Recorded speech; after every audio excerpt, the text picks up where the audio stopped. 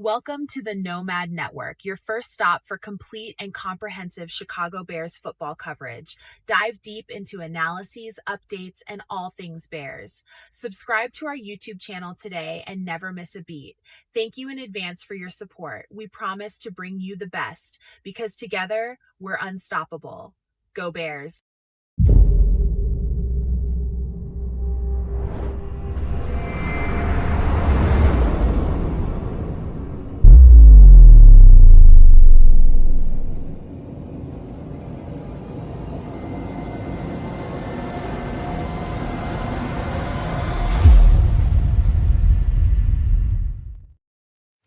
Yo, No Maniacs. Welcome into another edition of Nomad at Night. I'm your host, Nomad, and this is my trusty over there, my brother from another mother over there in Canada, my guy, Kids, the Canuck. And listen, all this offseason, for me, I'm just speaking very binary right now. This has all been building. Everything's been building up to this very moment that's going to start happening tomorrow or the next day, and that is pads.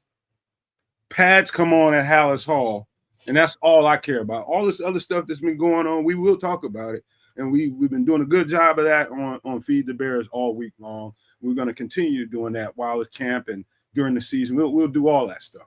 But right now, what's most important to me is true blue football, and that's pads coming on at Hallis Hall, and this is what I've been waiting on. I know it's when everybody's been waiting on. This is when you find out. This is when you know, people either hang on or they fall off.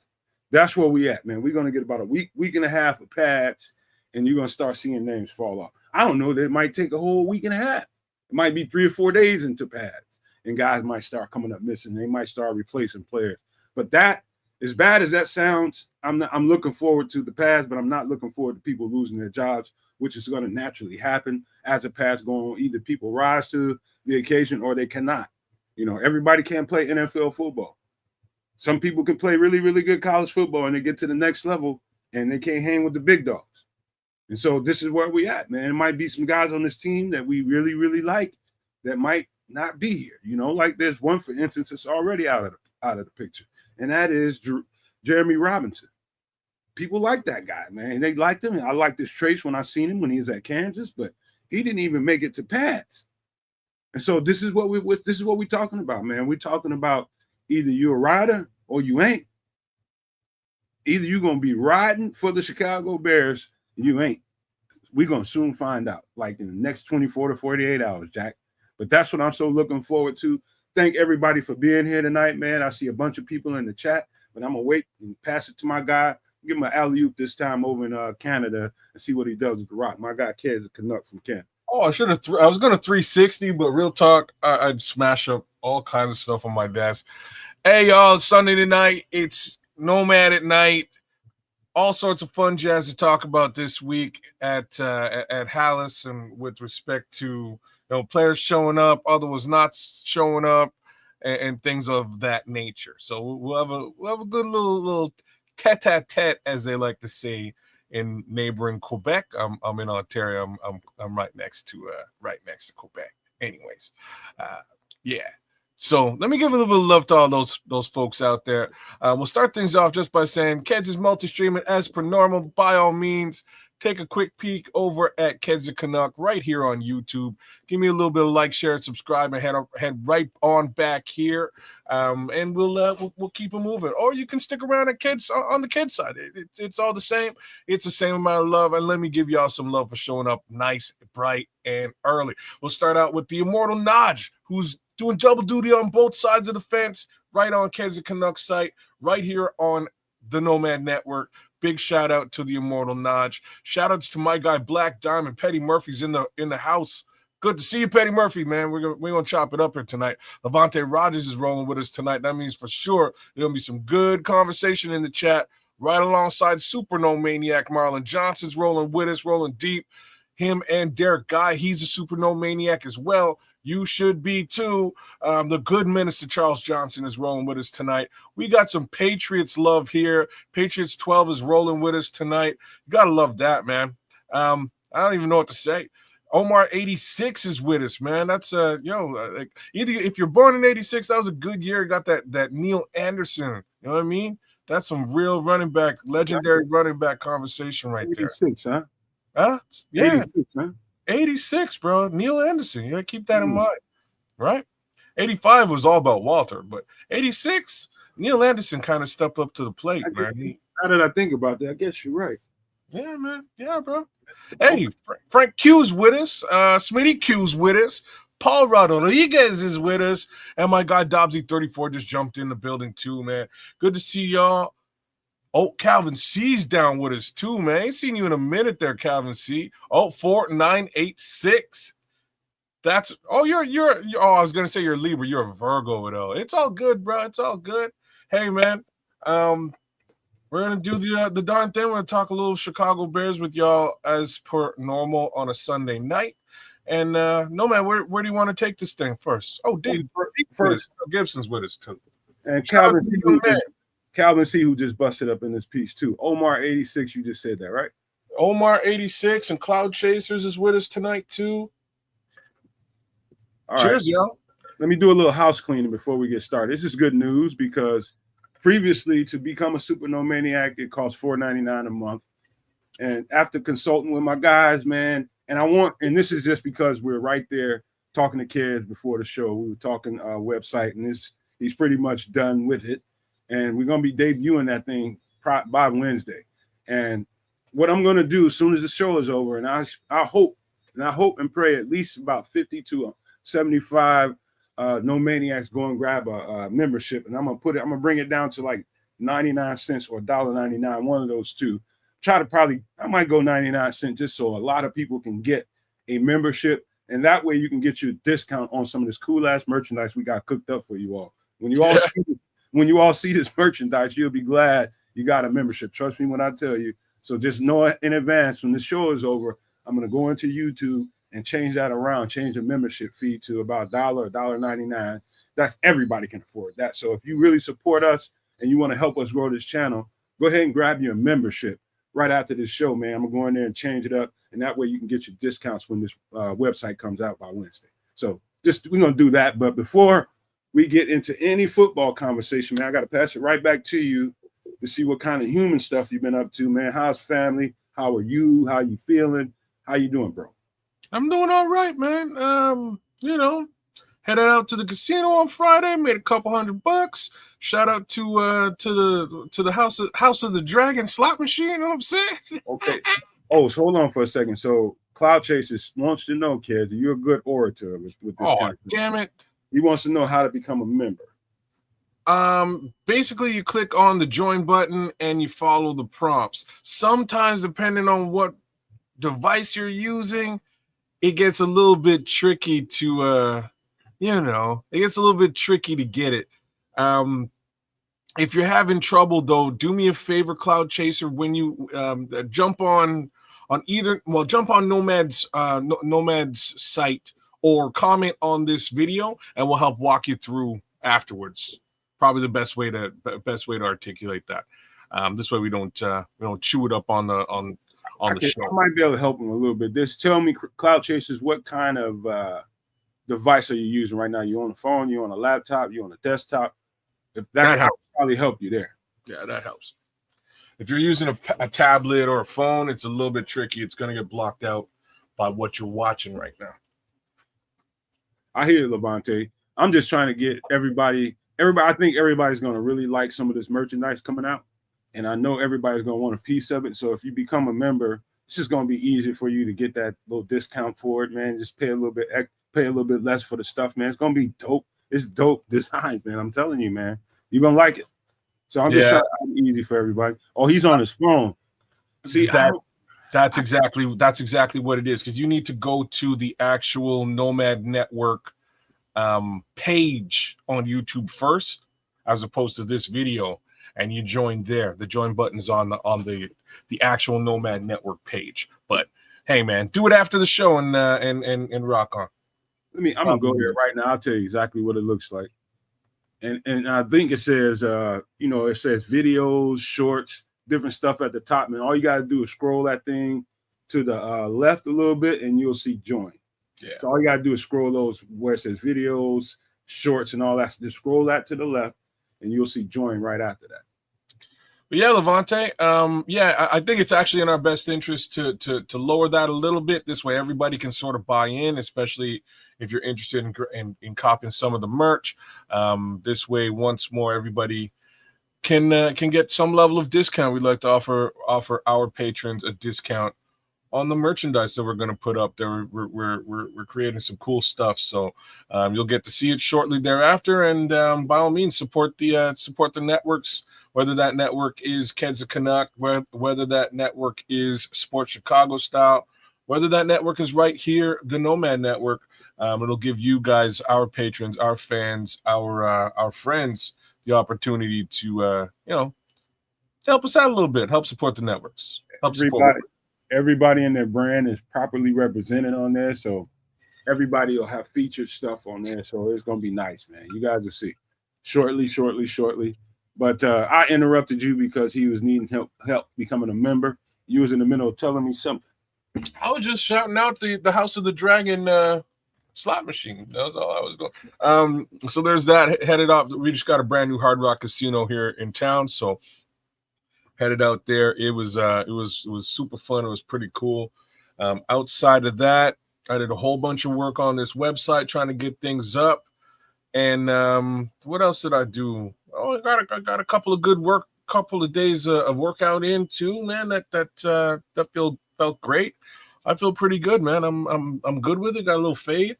I mean, taper it up a little bit.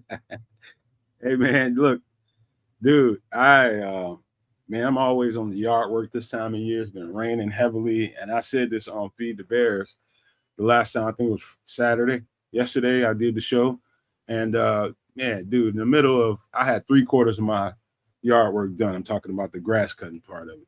I had all that stuff done. Man, I get to the pretty much halfway through my front yard, and my lawnmower just went dead. Just completely dead. It's a battery powered lawnmower, so it's not like, if it's anything wrong with it, it's something with the propellers, the blades, or something like that, or the batteries are no good, something like that. But it just went dead on me, and my yard looks like somebody remedial lives here. It's just bad looking, bro. I gotta go out and borrow and do what I need to do to get me a lawnmower, man, and get this thing back the way it needs to look. It's awful looking out there front, man. It just looks bad. I don't like it, man. I gotta get a Black Jesus drop for you sooner or later. One of these days. Man. But this man's always out there in his garden, in his yard, doing some kind of work. Hey, man. Yeah, I avoid that like the plague. I was actually real talk. I was actually out in my yard and my garden this weekend doing stuff, but I don't tell people about it. You know what I'm saying? You realize what I'm trying to do? I'm trying to get you to vibe with me, man, so you can look at this stuff as a physical workout, man. You have no idea if you take a certain approach to this, man, your body is gonna change on you overnight. This is prime time to go get it. You know what I mean? I'm looking forward to them sweats. I'm looking forward to it, man. Sweating out these toxins, keeping my body weight where it needs to be, feeling good afterwards, and I reward myself with a nice fruit smoothie afterwards. So it's great. It's great, man. I absolutely love it, man. It's torturous when you're doing it, but when you're done, man, the rewards, you feel your body just reaps all the reward. You actually feel different when it's over. Well, I respect it. I also hate it. So there's that. I'm teasing. I don't hate it that much. It's something hey, the Crooked Commish just came through. Shout out to Crooked. Hey man, yeah, I it's funny because I got out there on Saturday. Before I went out with the wife, I got out there on Saturday and I got in my garage, started working out, did my thing, and then before I went and did my shower, I was like, you know what? Let me go take care of this yard business. So I got all that done too. It was all just one move because I was already kind of in my workout mode. I just did it. You know what I mean? Just hit the gym, bro. Not burn like I'm so with you, dog. You know what I'm saying? Like that was really where my mindset was. I just, you know what I mean? I just hit my weights, hit my little setup here, and because I was already hot, sweaty, and stinky. I was like, man, we get into these weeds, and I'm hacking down these weeds and all that, like Indiana Jones and shit. But anyways, that was it for me. I had enough of that. Went up, took my shower, and called it a day, man. But yeah, man, one more again. Shout out to the Hard Rock Casino for this weekend. Thank you very much. Hey man, Don says, Nomad man, hit the gym. Dog, that's what I'm saying. I used to be in the gym, man. There's too many weirdos in that these days, man. Too many. The vibe is weird. Too many cats trying to. I don't know. There's too many people on steroids. Number one, and don't know how to manage their damn emotions. I'll be gonna slap the dog shit out of somebody in there, and people just. It's like some of the guys around there, they just all that testosterone, man. They looking for problems. Like when I say weird stuff, I mean truly weird shit be going on in them gyms, man. Like I don't even attempt to go in the locker room no more. I stopped doing that a long time ago. I used to do my little workout and just beat it. Take care of all that stuff at home. But man, weirdo stuff going on. I don't need weights no more, man. I got a push-up bar. I got 2 push-up bars. I got curl. I got dumbbells at the house, man. All I need now is a new pull-up bar and I'll be straight. That's all I need. I get that for like $25, $30, so I ain't really tripping on no gym. I had all kinds of weights, so there's that. The upside is my son left a bunch. Like I gave my son my weights from back in the day, and he just doubled and tripled on whatever I had. So I got a ton of stuff. It's really a question of finding an actual location in the house to do it. But when he came back, he helped me kind of clear out the garage. Got all my weights up now. He's coming back next week. I need to do a little bit more work in the garage just to get my my punching bag up. Once I get my punching bag up, I'm good, man. I got a bike in there, stationary bike. Jump on the stationary bike for about 15 minutes yesterday. Then the rest of the stuff, man. So get a little upper body calisthenics going with the punching bag there real soon, probably in about a week's time. So. Yeah, man. Things are good. Things are going good, man. Things are going good. I'm trying to do the darn thing. I'm trying to get me a pool table, man. I have one. I'm trying to get me one. I got to get my basement finished up, man. Let's just say it needs some work down there, man. I can't put that table down there. I can get one like it's nothing. Like one of my cousins, her husband has one, a nice 9-footer that he doesn't want. And I was just like, you slow, bro. I was like, I want me. He said he wanted him one of those. You know what? When you get it, it's just like the simplest thing. When you get it, you're gonna want to get rid of it. No. I'm a pool player, bro. I play. I play, but who are you playing pool against? No, it's about staying sharp. All right, staying sharp. Okay. So if you were around me, and if I was at your house. That's different. Now there's 2 of us. You know what I'm saying? You know what I'm saying? Like, now there's 2 of us. We're gonna play some pool. But it's just I'm the only one who lives here who plays pool. I don't whoop my wife's ass. I don't whoop my daughter's ass. Whoop my son. My son moved out. My daughter moved out. There's nobody for me to play pool with unless somebody comes over. And then I whoop their ass, and they don't want to play pool with me because it's like, you play pool all the time. You know what's up. Well, yeah, I have a pool table. Don is in this chat. He's from Detroit. Now he knows. I know people in Detroit, man. I know how they go up there, and it's not that much different than Chicago. Pool is like a religion for us, man. It's like a religion for us. Like you don't get too old, you ain't too young to learn. You know what I mean? And I take it seriously. Pool took me to Vegas, bro. I led my whole damn team when I was in Atlanta to Vegas, bro. I put them on my back and took them to Vegas. And so I haven't really, and my mother, before she closed down her bar, she had a pool table down there. So I go down there and be shooting and keeping my skill set up. But I definitely want a pool table in my basement, man. I got to have it, man. Well, like I say, I felt the exact same way when I moved into this house. I found a pool table for $600. Hollered at this guy on it was like something like anyways, hollered at him. Went and picked up this pool table. When I got there, I was like, you know what? I'm only pay $250 for this. And he was like, I just wanted the F out of my house, bro. Just like exactly what he said to me. I was like, oh, okay. So I gave him $250 instead of $600. Took this thing home with me. And great deal. It looks awesome I actually have it in my upstairs living room. It looks great in the house, but real talk, we never use it. Never use it. Like we went on play. Ooh, this Mikey's cold blooded. You're in Yeah. Detroit right now. He might say he's in Like, Detroit okay. right now at work. Oh. Don Burr ain't having any of that. Don Burr, I'll be on. Hey Don, I'll be on my homies, man. Whenever they know to clean their pool table. Wow, Don, that's what's up, man. I got more clothes on my pool table than I do pool balls, bro. Like straight up. That's what happens. That's what I'm saying. You're gonna get it. You're gonna love it for a little bit. It was cool. It was cool. Like originally, I had my homies come over. We played. I whooped their like. I have some serious pool playing like homies, man. I have some serious pool players. They came by. They got whooped, and they didn't want any more of it. And like, what's real cool is my pool table also like doubles as a ping pong table. So after I whooped them at pool, it was like, oh no, now we got to play some ping pong. And let me tell you,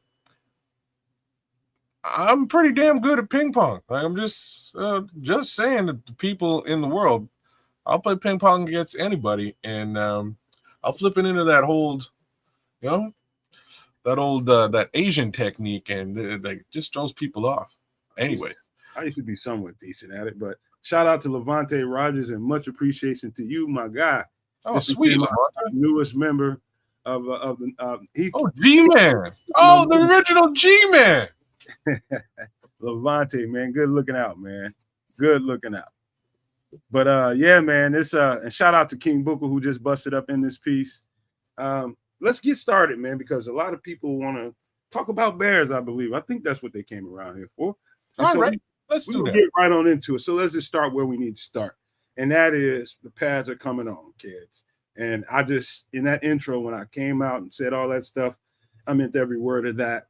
Now we down to the nitty gritty, man. It's nut cutting time, man. We're going to see where the boys are and where the men are, man. We're going to find out. We're going to, as the first few days of pads, man, you're going to hear a lot of stuff. Guys are going to come, guys are going to go. Knock on wood. Hopefully everybody stays healthy. Expect some healthy skirmishes out there. You can't have a good training camp without some fisticuffs. You're going to have some of that going on, and you're going to love it. But this is what we all waiting for, man. All this stuff that's been going on in the off season, talking about draft, talking about free agency, all this quasi football that's been going on for the first week with shorts and helmets on. That ain't shit. This is real football that's coming to you live and direct. This is what we waiting on, kids. Yup. Hey, Crimson just jumped in too, man. Look, I'm checking out a bunch of the footage on Twitter, and there's some good footage out there, man. And I'm impressed by what I'm seeing. I'm sure they're leaving out some bad footage, but I'm impressed. I'm so glad that Colston Loveland's on the field right now, messing around. I love that, and he looks as advertised. Well, I'm saying. I would say this to you, for all the people that can't wait to see Colston Loveland in pads and geared up and playing, they just now released him to go full go in 7-on-7s. That's as far as it went, sounded like to me in pads. I think they pulled him off in 11-on-11s because 11-on-11, they get a little bit more physical, right? Yeah. You ever play, you know that, man. 7-on-7 is just matchup stuff. 11-on-11, guys get a little bit physical when they start doing that. And so they took him off during those periods. So what I would expect, kids, is when the pads go on, they will gradually ease him into it. So if you hear Colston Loveland is not fully involved when the pads go on early, just understand why. They're just trying to ease him into the flow a little bit, get him back to football stuff. Well, I'm just happy he's on the field. Hint, hint, nudge, nudge. And that being said, there's a guy waiting to show up on the field, and we ain't. I ain't got no footage of him. I can't wait to see what he's all about. I've seen his earlier tape, his college tape, and that looks great and all that. But I want to see him in blue and orange. And man, unfortunately or fortunately, call it what you will, somebody else looking good too, and that's J.P. Richardson in hindsight. So I'm glad somebody else is stepping up to the plate and taking their opportunities seriously, man. So he's looking pretty decent from what I'm seeing. Another guy who's looking very decent, our boy Odunze, man. Well, Odunze looking nice out there. he should be looking nice. He's healthy. He should be looking nice. They're just running around in shorts and helmets, man. It ain't nothing to write home about. It's just it's just plays without no physical. It gets a little bit of physical, like I said, in 11 on 11s, but it ain't really nothing, man. It's just route running and catching, throwing the ball. For me, it's more related to building chemistry with the quarterback, and I like to see that. I like to see that period, and it's. I think it's starting to become a little bit of a thing between him and Caleb, and I hope that thing continues on. Oh man, I was gonna wait for the Luther Burden talk, but people want. Well, that's what I was just alluding to. You know what I mean? I kind of sidestepped it with Rome Odunze positivity, but yeah. Let me just. I'm just gonna repeat a lot of what I've been saying about Luther Burden and this whole situation. I'm just telling you guys right now. As far as football goes in Chicago, inside Hallis Hall, Olamide Zacchaeus. Who else is a slot receiver? We just grabbed what's his name, number 12. Forget his name. Duvernay and JP Richardson are head and shoulders above Luther Burden for one reason and one reason only. Luther Burden is unavailable. So when it comes down to preseason, early part of the season, when preseason is over, by the time we get to preseason, we hoping Luther Burden is on the field and trying to get some reps out there. We love to see him in at least one of those preseason games at this point, but we don't know how long it's going to take him to ramp up and get football ready now. You know, everybody out there has been running around, getting conditioned, getting football ready.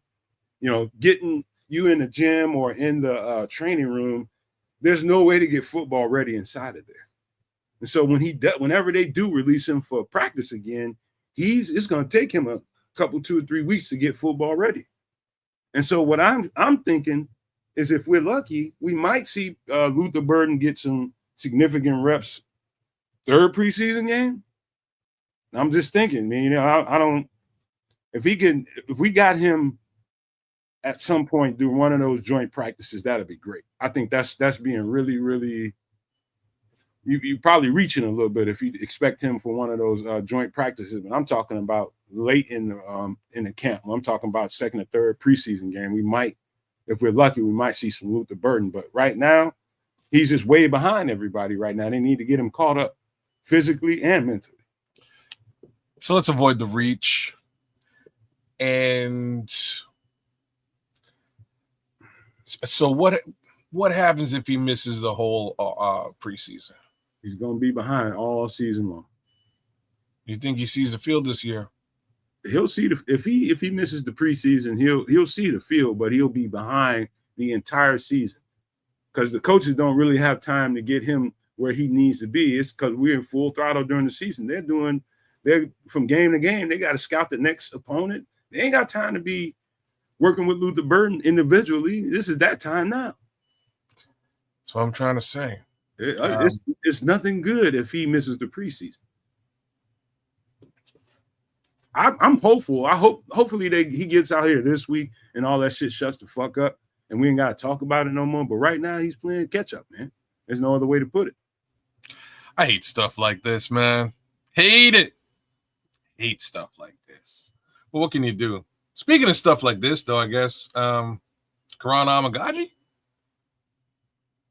Well, let me get there. We got to talk about Luther a little bit more because I think it's a lot of people in the fan base that want to, you know, and I told you guys, and I don't know if I might have took it too far, but I just told you guys what I really genuinely think when I seen him on this video that he made, that he did 3 weeks ago that came out this week.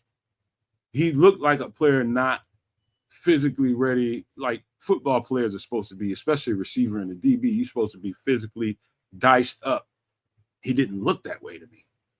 And I might have been overreaching when I said that, but that was just naturally what came over my instincts. He didn't look ready. That's just what my instincts told me, kids. And a lot of people didn't like the fact that I said that. Like, man, no, you just coming up with shit. Like, what are you talking about? I'm just telling you what my instincts told me My football instincts told me about that football player. He just didn't look ready to me. And that's just, that's how I feel about it. So quietly, I don't know that he's just not ready to go. It could be exactly what they said. Some kind of, excuse me, soft tissue injury he's got going on that he retweaked or something. Hopefully it is that. But if it's what I think it is, I don't like that, man. Him not being ready to play football. Probably bang. Like when you brought it up, I was not about to argue with you. It makes so much more sense to me that that's what we're dealing with here. And, maybe give the kid a couple of weeks just to get back into football shape and on the field. I hope that's the deal. Because, again, you miss 2 months of football, miss 2 months of practice from May in towards July. And I can understand you being a little bit out of football shape. So get your workouts in. Do what you can to get back in, back at it and get on the field again.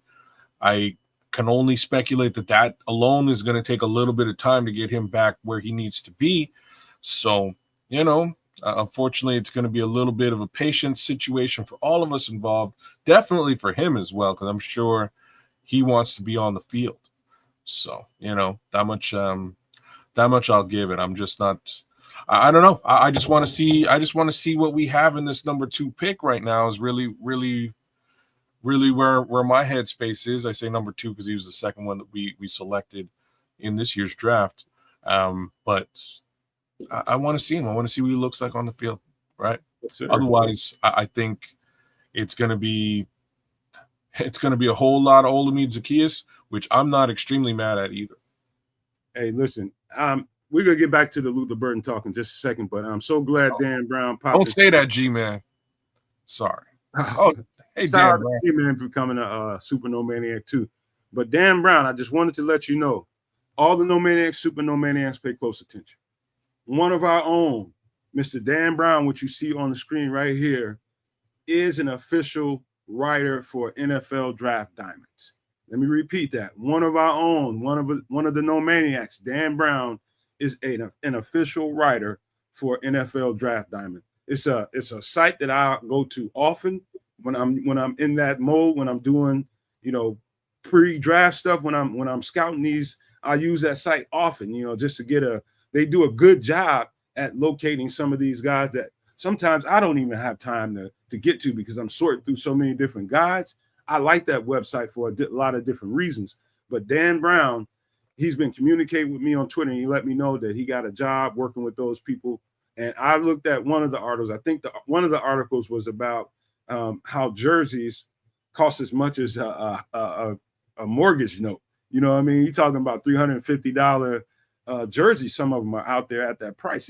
I didn't realize the price of jerseys went up that high. And so that article is there. There's another one that he did that I was about to look at. And this is no shot at Dan. Dan is just writing on the site. The site is a little bit slow. So when you go to NFL Draft Diamonds, expect it to buffer for a little bit. At least it did on my computer and on my Android. That's the phone I use. It just give it some time to buffer, and you'll find articles. If you want to throw the link in there, Dan, feel free to do that.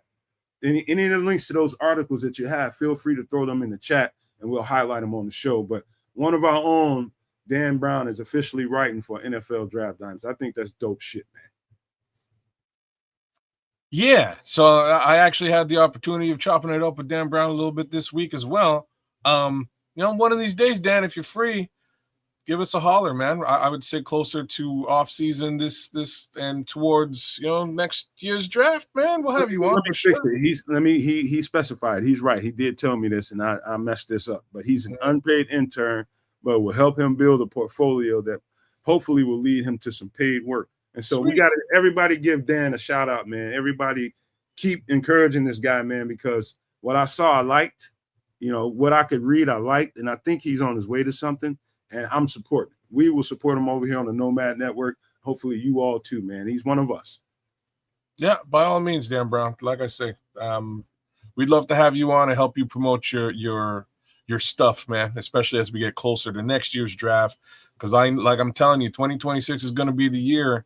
and I could utilize all the intel possible with respect to the 2026 draft. So let's do it.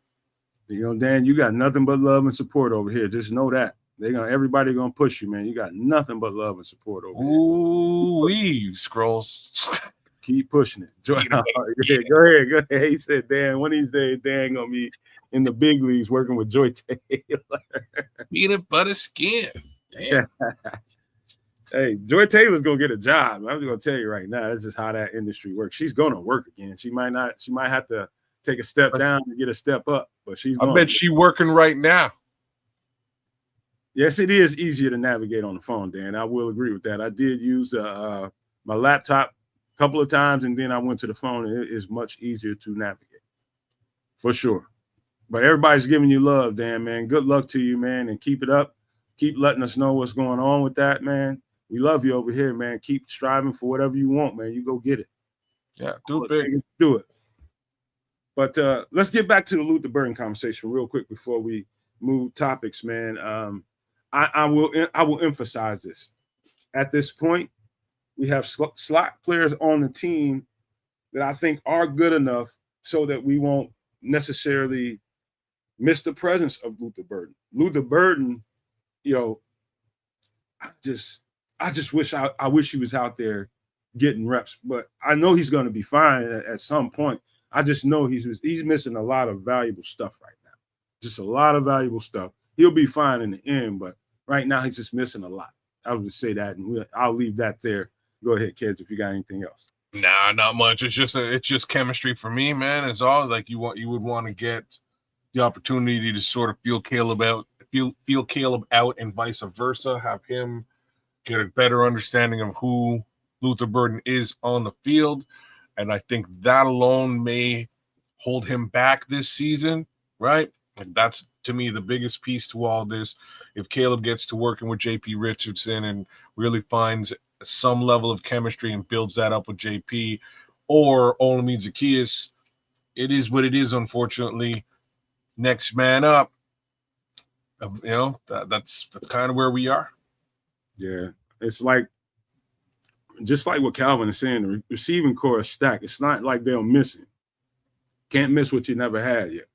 You know what I mean? They're prepared. They're prepared. Good guys in that room. Shout out to Daryl Gibson. I see your question in the chat. I'm going to get to it, but I want you to elaborate on your question. What is that weakness that we're talking about? What do you mean? You got to read what he says. For the all people. Right. I was trying not to read. Now that you put it on the screen, I have to read it. So what does it really mean that your new head coach is telegraphing one of your biggest weaknesses for the whole world to see? Not good, in my opinion. Darren, I want you to elaborate on it because I think I know what you're talking about, but I don't want to speculate and be wrong and then have people mad at me. I bet it's Caleb Williams related to, you know, his grasp of the situation. Maybe I'm just guessing. See, that's what I didn't want to do. I don't know what I can't read his mind, but I'm guessing that's where. That's what I didn't want to do. You know what I mean? I'm negative enough on Bears stuff as a general rule of thumb, so I figured I would give Daryl the opportunity to clarify and hit me with that. It's an interesting question. I think it's what you just articulated it to me. Getting rid of the ball quickly. Okay. Cool. All right, cool. Oh, he's talking about getting rid of the ball. All right, that's fine. So that's like, here's the thing, Daryl. If you ain't the guy, you ain't the guy. And Ben Johnson didn't draft him. So that's what that is. You got to cover. There's this thing we call CYA. You got to cover your ass. So if the kid can't do it, you might as well let everybody know the kid can't do it. Well, hang tight, Daryl. We're going to get into some Caleb stuff later on in the show, and we're going to get to part of what you're getting at, but a little bit more comprehensive of that whole thing. And I've been digging, watching video, listening to people, just putting it all together. And I think, and this whole thing with Dan Orlovsky, we'll talk about that whole thing at some point in the show here, man. I'm trying to wait to have that conversation because there's a lot more other stuff to talk about. So getting off of the Luther Burden conversation, the left tackle battle, let me tell you how that's been going so far.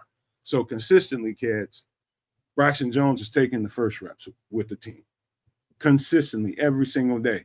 And when he gets off the field and goes to his ramp up stuff and starts doing his sideline, treatment or training, whatever he's doing to rehab that ankle, that's when these two guys are going back and forth between Kieran Amagaji and Ozzie Trapeel.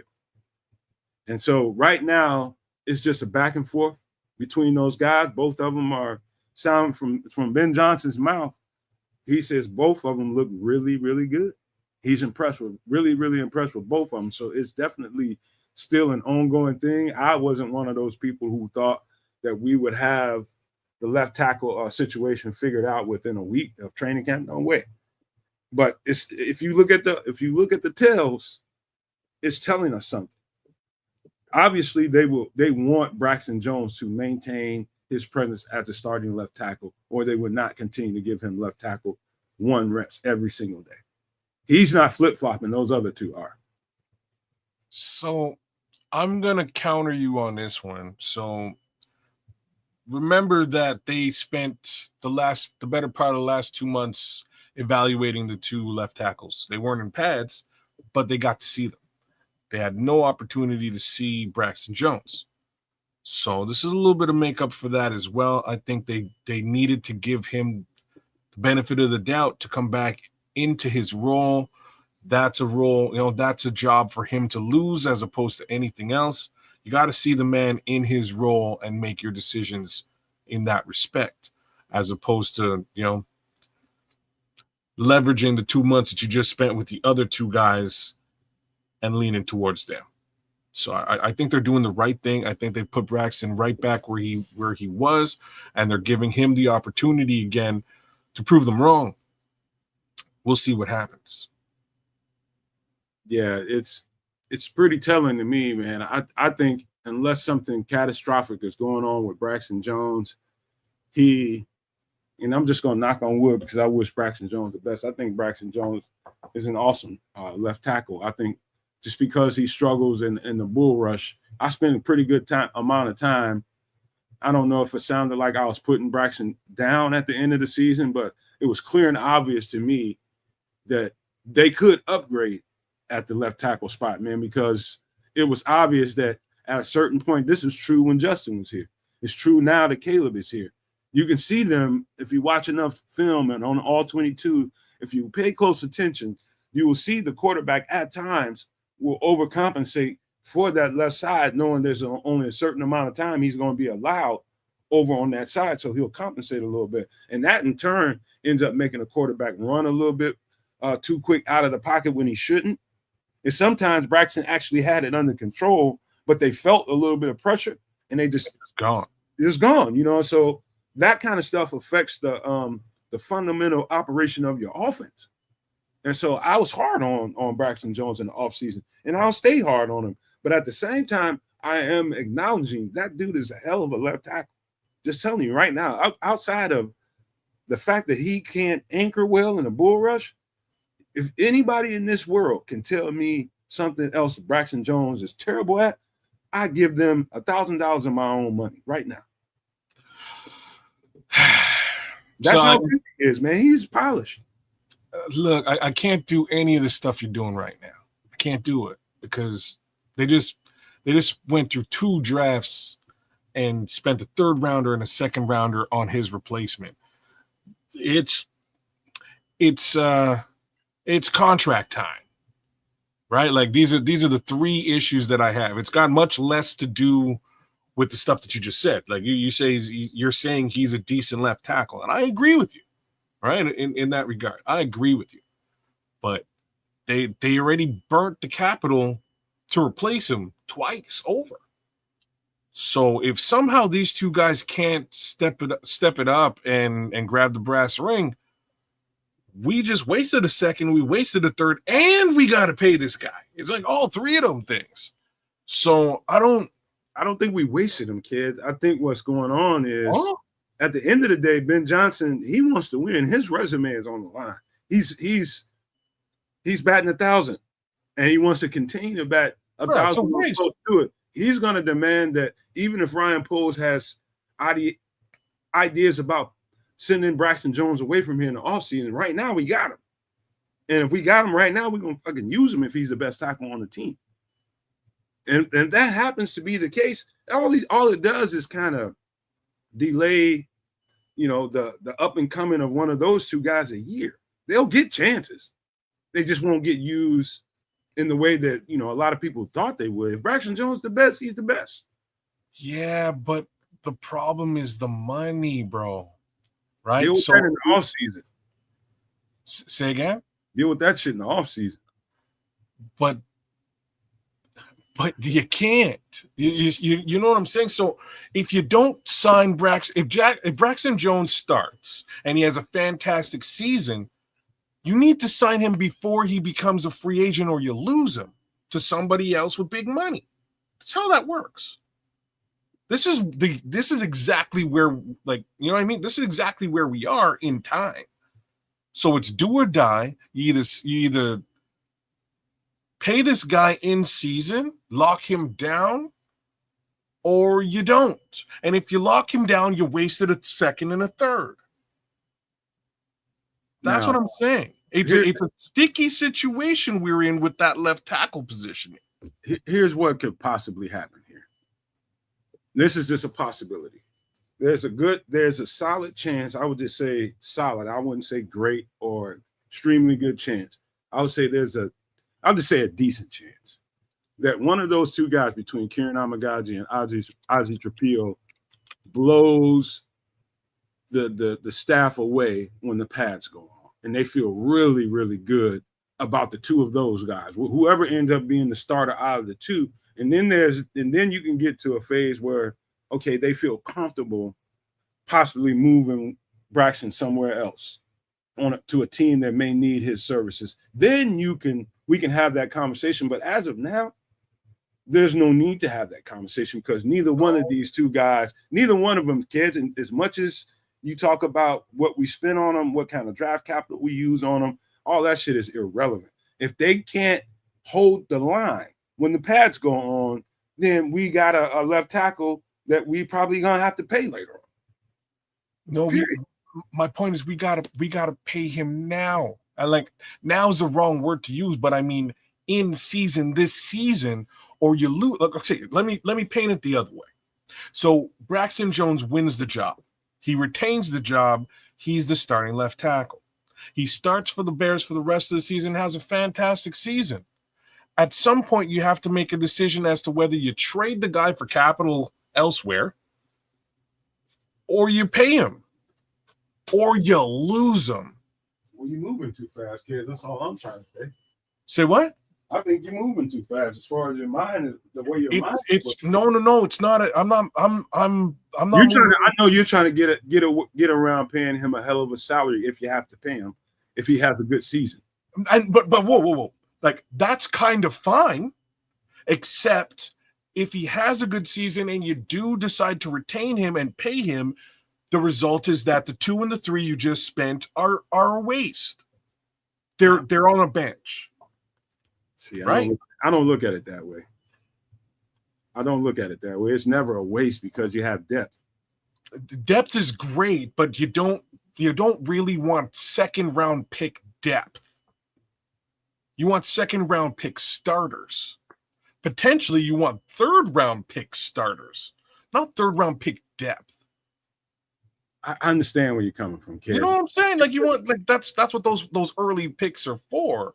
You develop a guy, he sits on a bench, he gets better, 4th, 5th, 6th, 7th round, undrafted free agent, and he winds up starting like Charles Leno. Like that's what that's supposed to be. But you don't spend a second round pick for a guy who sits on a bench or third. At least that's not what you're supposed to be doing. That's what I mean by a waste.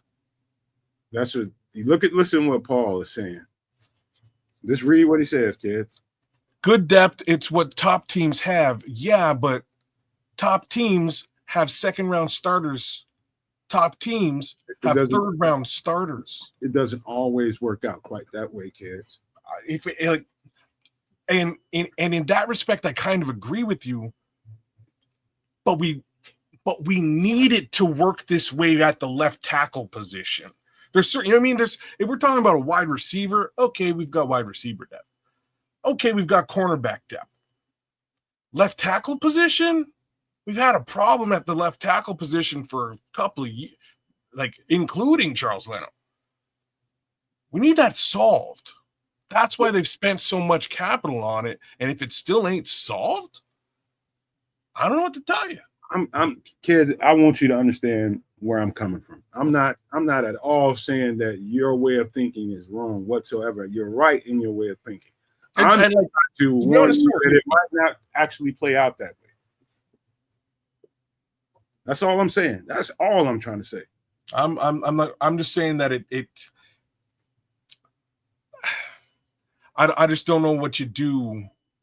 I don't know what you do if Braxton Jones is the starter, and even moreover, if he's improved. If he's improved, you got to figure a way to get him out of here and get capital for him, which is okay. That's a good thing. But by that point, hopefully one of these two guys has stepped up to the plate and can take the role. Might give him a couple more months to get acclimated to the system, figure things out. I don't know. But moral of the story is, I want to hear that Ozzy Trapillo is the guy. That's basically that's the moral of the story, or that's what I want to hear. I get it, man. This is what, I'll say this, man, and then you can give me your feedback on it. If I'm inside House Off, I'm running an operation, and I'm in that mindset that you are in, and knowing if I'm talking to Ryan Poles, he's upstairs, and what's the plan here? How do you want this thing to play out? Because we can kind of predicate what we do in the preseason. And I'm talking about preseason and also these joint practices around giving these guys all the looks that we can get. We don't really need to see Braxton Jones in the preseason. We don't. We know what we have. No, he's hurt, but brother, he just hurt himself. So you kind of need to know. I'm not saying that they will throw him out there just strain test his ankle and see how well he operates out there after the surgery. They have to. That's called doing due diligence. But once they realize Braxton Jones is still Braxton Jones, how many reps do you really need to give him when you got two guys right on his heels that you want to really find out if you have some trade bait here, man? You want to see if you got something that you need to do. You got some capital here. And so my opinion, they give those two guys as many possible reps as they can give them, and give Braxton Jones a minimum. Once you put him out there and see how his ankle holds up to some bull rush and all that kind of stuff, and he holds up decent, take him off the field and don't put his ass back out there. That's the way I would be looking at this thing if I'm inside that building. How do you think about that? No, I hear you, and that's kind of what we have to. That's kind of where we are, and what we have to see. I want to touch on what Levante just dropped in the chat. So Levante's saying, let's start rooting for Ramagaji as well to win the job, too. And there's a reason why I didn't specifically go with, I want either one of these two, the two or the three to go. I went straight up to Ozzy Trapillo. And no, man, do you want to tell him why? Do you know why? I don't. Karan's hurt, y'all. Karan's not hurt. Yup. He went off the field. That don't mean he's hurt. Might have just twisted an ankle a little bit. Well, let's hope he's out there on Monday this week. Let's hope he's out there this week. I'm under the impression that he's hurt. I did a little bit of research and reading on that this weekend, and that's what I'm hearing. That's exactly what I didn't hear. It was very vague. He came off the field with a trainer, but when listening to Ben Johnson talk about it, didn't sound like it's something they were worried about at all. Well, you'd be less worried. He's got two other left tackles to evaluate. But I'm a little bit worried about Karan's ability to to continue to compete for that job if he isn't around, if he's not at practice. So there's that. And Levante says, "I know why you said what you said, kid." Yeah, I'm just saying. I heard he's a little bit hurt, bro. That's what worries me. Hey, optimally, you draft a guy in the second round to play tackle, and you're giving him left tackle reps. That is Ozzy Trapillo. he should have a glide path to a starter if he can earn it. If he can earn it, if he can get out there and blow these guys away and really be stout, like I saw him in college, there's no reason in the world why I just like, man, I come from a way of thinking with football kids that like you're talking about, okay, hurrying up to the point of what we need to do with Braxton Jones. I think of it as having all that quality depth because I know how often those guys have to come off the field during the season. And I'm tired of being the team that, when a key guy gets hurt, we fall the fuck off badly. We've seen that one too many times over the course since I've known you, bro. Since I've known you, and I ain't talking about the years before. Since I've known you, all it takes is one key guy to come up missing because you don't have the proper depth, and everything falls to the shit house, bro. I'm tired of seeing that. Now we have a little bit of a surplus, and I like it. I'm a hog right about now. I want to keep it. That's just how I feel about it because I've seen all hell break loose when one key guy goes down. You kind of feel what I'm saying, kids? Well, yeah, but, the but is that we've got a third rounder in the wings too, right? So we have some depth there as well. Like that's what I'm saying. Like we need the number 2 or the number 3 to be that guy is where I'm at. And I mean, second round to third rounder last 2 years. They need to step into this role. We need to have that left tackle position locked down. It needs to be solidified, and we need to know that it's solidified. Caleb needs to know that it's solidified due to exactly what you were saying earlier on, or else he's going to be shucking and diving and ducking out of the pocket because he's worried. And that's what we're trying to avoid. Like, let me say something else though. Like, I have a strange feeling that just the presence of Joe Thuney is going to make so much of that left side better. But we got to get there. Somebody's got to take the reins here. We got to know who it is. And if it winds up being Braxton Jones, damn it, just pay the guy. Pay him now. You never know. Pay him soon. Never know.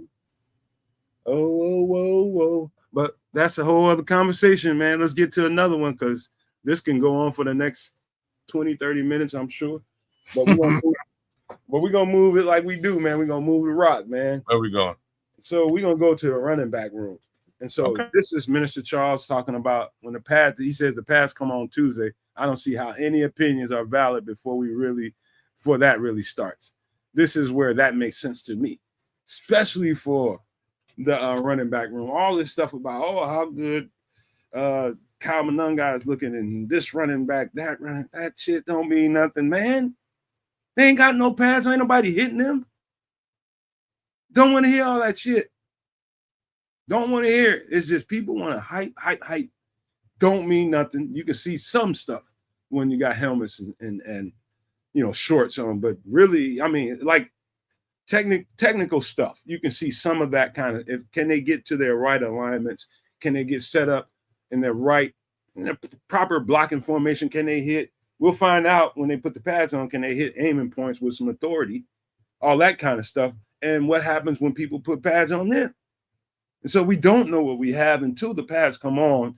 And I've said this at the very beginning of this offseason, since we got Kyle Monunga, I believe this. Now that I found out that Ian Wheeler is coming back and he's going to be a full go for training camp, I do believe this. I think it's Roshan Johnson talking about RB2. I think it's his job to lose, but I believe it's going to be some close, contested stuff going on for that running back too, just based on what I'm hearing so far, man. I believe that. I believe it's still going to be a Roshan Johnson is not, unless he just runs away with it, it's going to be a fight. I expect it to be for sure. Because look, Roshan Johnson makes it onto the field mostly for his pass protection capabilities. That's my 2 cents on that. I think Kyle Monunga is going to give him a run for his money straight up in pass protection. The kid looked like, take a look at his highlights. Take a look at his film. He is a pass protector. as a little tiny dude. He's a little tiny dude, little muscle hamster, but he gets after it. He wants to knock a man's head off, and I've seen him do it on a couple of occasions, and I was like, yo, wow. Okay, you take pass protection serious, and I like it. You know, I'm not the grandest Kyle Monangai fan because of, you know, basically everything Nomad just said. I kind of need to see the kid in pads in the NFL first before I say much more. But I think it's going to get him on the field. And if the pass pro gets him on the field, the guy who was handling pass pro duties before is likely going to be on the bench. So that's my take. So when it comes down to it, efficiency, when balls are coming your way in the passing game, are you hitting the right hole? Like, because we're in a also, this is something we haven't had a chance to really talk about, something that Ben Johnson said. Somebody asked him.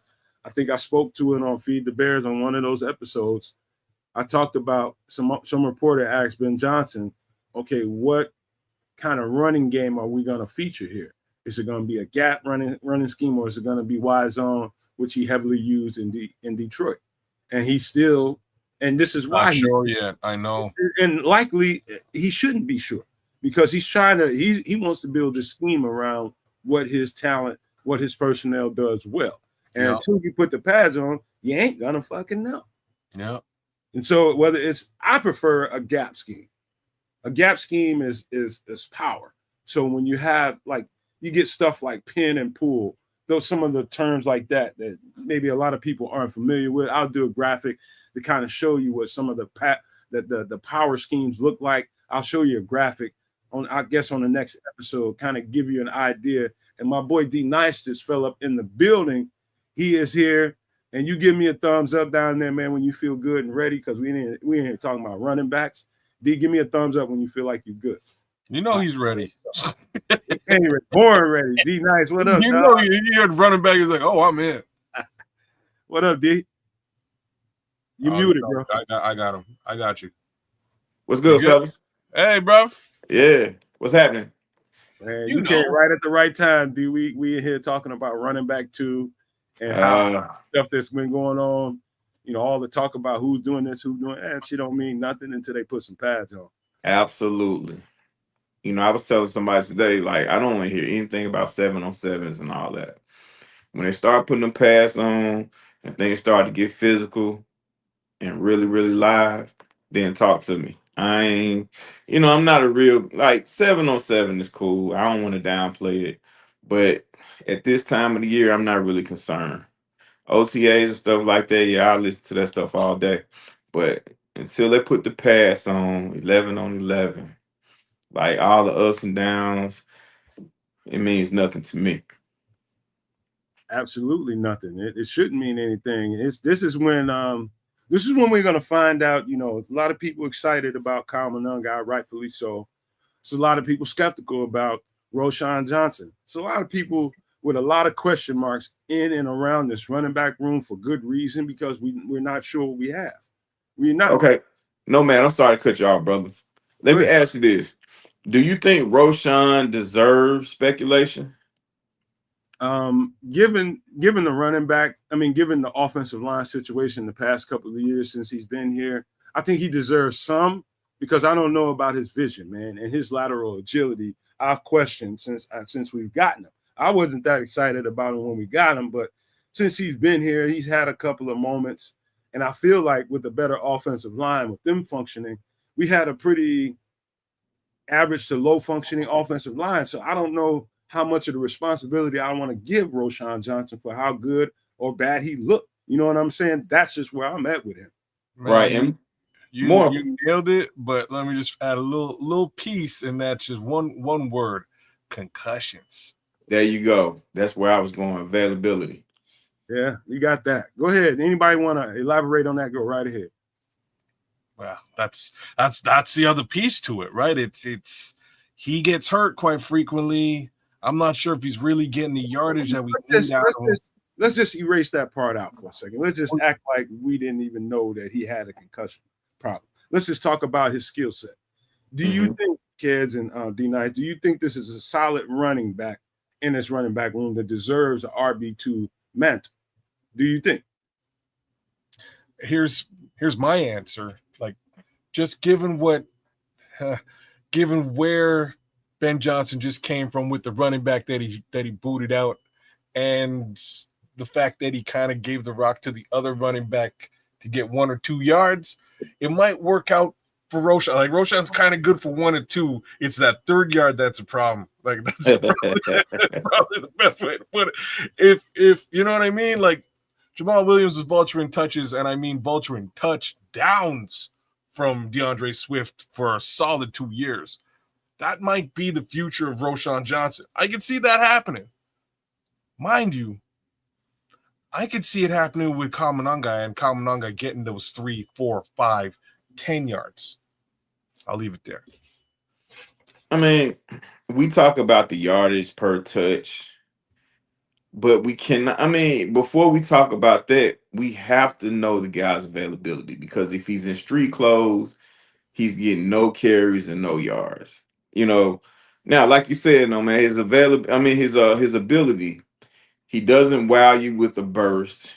He doesn't have, incredible vision. It's not blazing speed there. You know what I'm saying? And I've argued with people and said that he was just a guy. And I even went further to say I don't know if he got, some pictures of somebody in the organization that's allowed him to stay in the good graces. Because I don't think he's anything special. Everyone said he runs hard, he does this well, he catches out the backfield well, he blocks well. And personally, I understand that blocking is a part of the responsibilities of a running back. But if I'm really hanging my hat on him being able to block, he's not my guy. I'm gonna say this to you, D, and kids. I spent a lot of time this offseason. Kids have been with me doing these shows, and I've been saying that we need to upgrade the running back room. I was of the opinion that we needed to draft 2 running backs if we could. We could get maybe trade back a time or 2 and get some, because I thought there was some real quality running backs in this draft. And I really think they missed the ball here, man. I'm not saying Kyle Manunga is going to come on this team and be garbage. I think he's going to be serviceable too. But to give him this, this a lot of people giving a lot of hype to Kyle Manunga, and I studied this cat, man, and I'm telling you, he's a serviceable running back too. And so yes. I'm still in the neighborhood of we can still upgrade this running back room somehow, some way. If we can, we should. I'm not thrilled with what we have, bro. I'm just not. And I hope they prove me wrong so I can shut the fuck up. But I don't feel like I right now. You sound like me, man. You sound like me, because my little 2 cents on this one is something weird, something funky went down in this year's draft. And the funky weird thing was the Patriots, who have a fantastic running back, Ramondre Stevenson, super good back, jumped up and grabbed Travion Henderson for really no good reason. Like, they're going to have a running back room problem real soon. They only have tight ends on that team. They did get a couple of wide receivers this draft too, so I'll give them. They had a solid draft. But one would have thought that a certain Mr. Burton might have wound up in New England, whereas a certain Mr. Henderson probably should have wound up in Chicago. It's just not how it went down.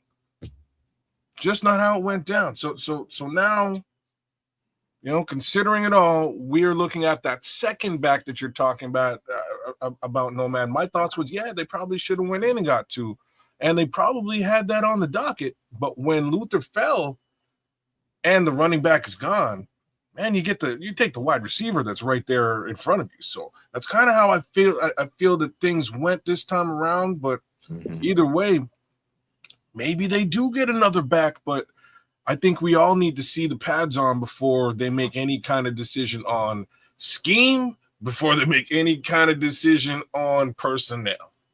One thing I would throw in there before you go, D Nice, the offensive line and its functionality, how well they operate, how well they gel, how well they come off the ball, and how good they come together as a unit.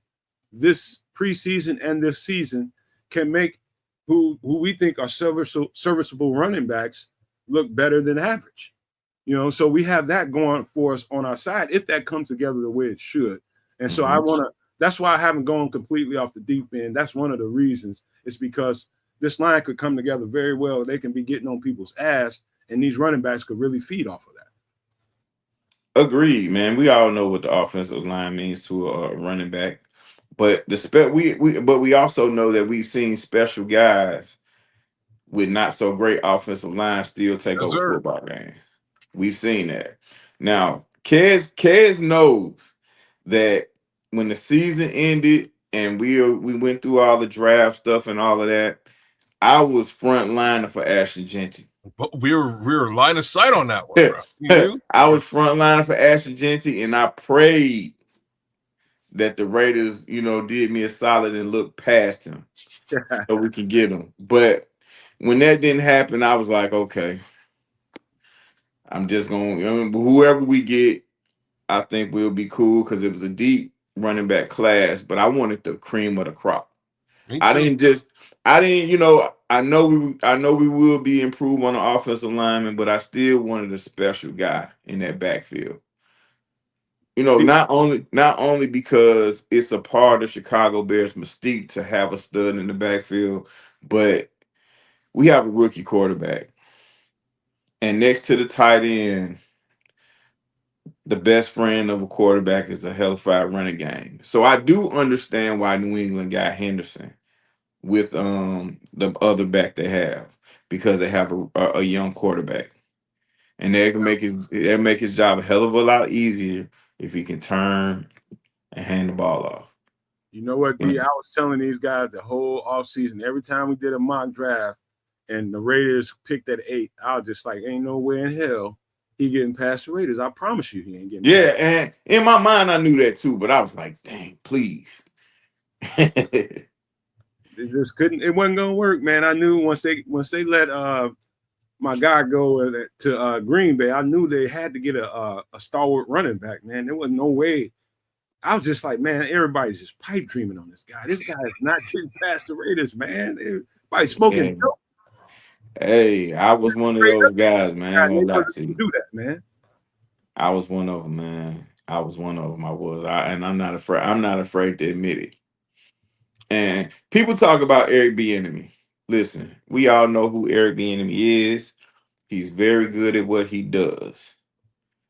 But if the guy that you picked in the 7th round doesn't come out to be a gangbuster, that's not Eric Bieniemy's fault. Because I see a lot in the comments of people, saying what Bieniemy can do for this kid or do for these guys or whatever. But listen, if you that guy, it doesn't matter who your running back coach is. It only matters if you're struggling in certain areas and this coach is in charge of trying to get you over the hump. But a lot of times these coaches are not successful with that because the guy that they're coaching is just not it.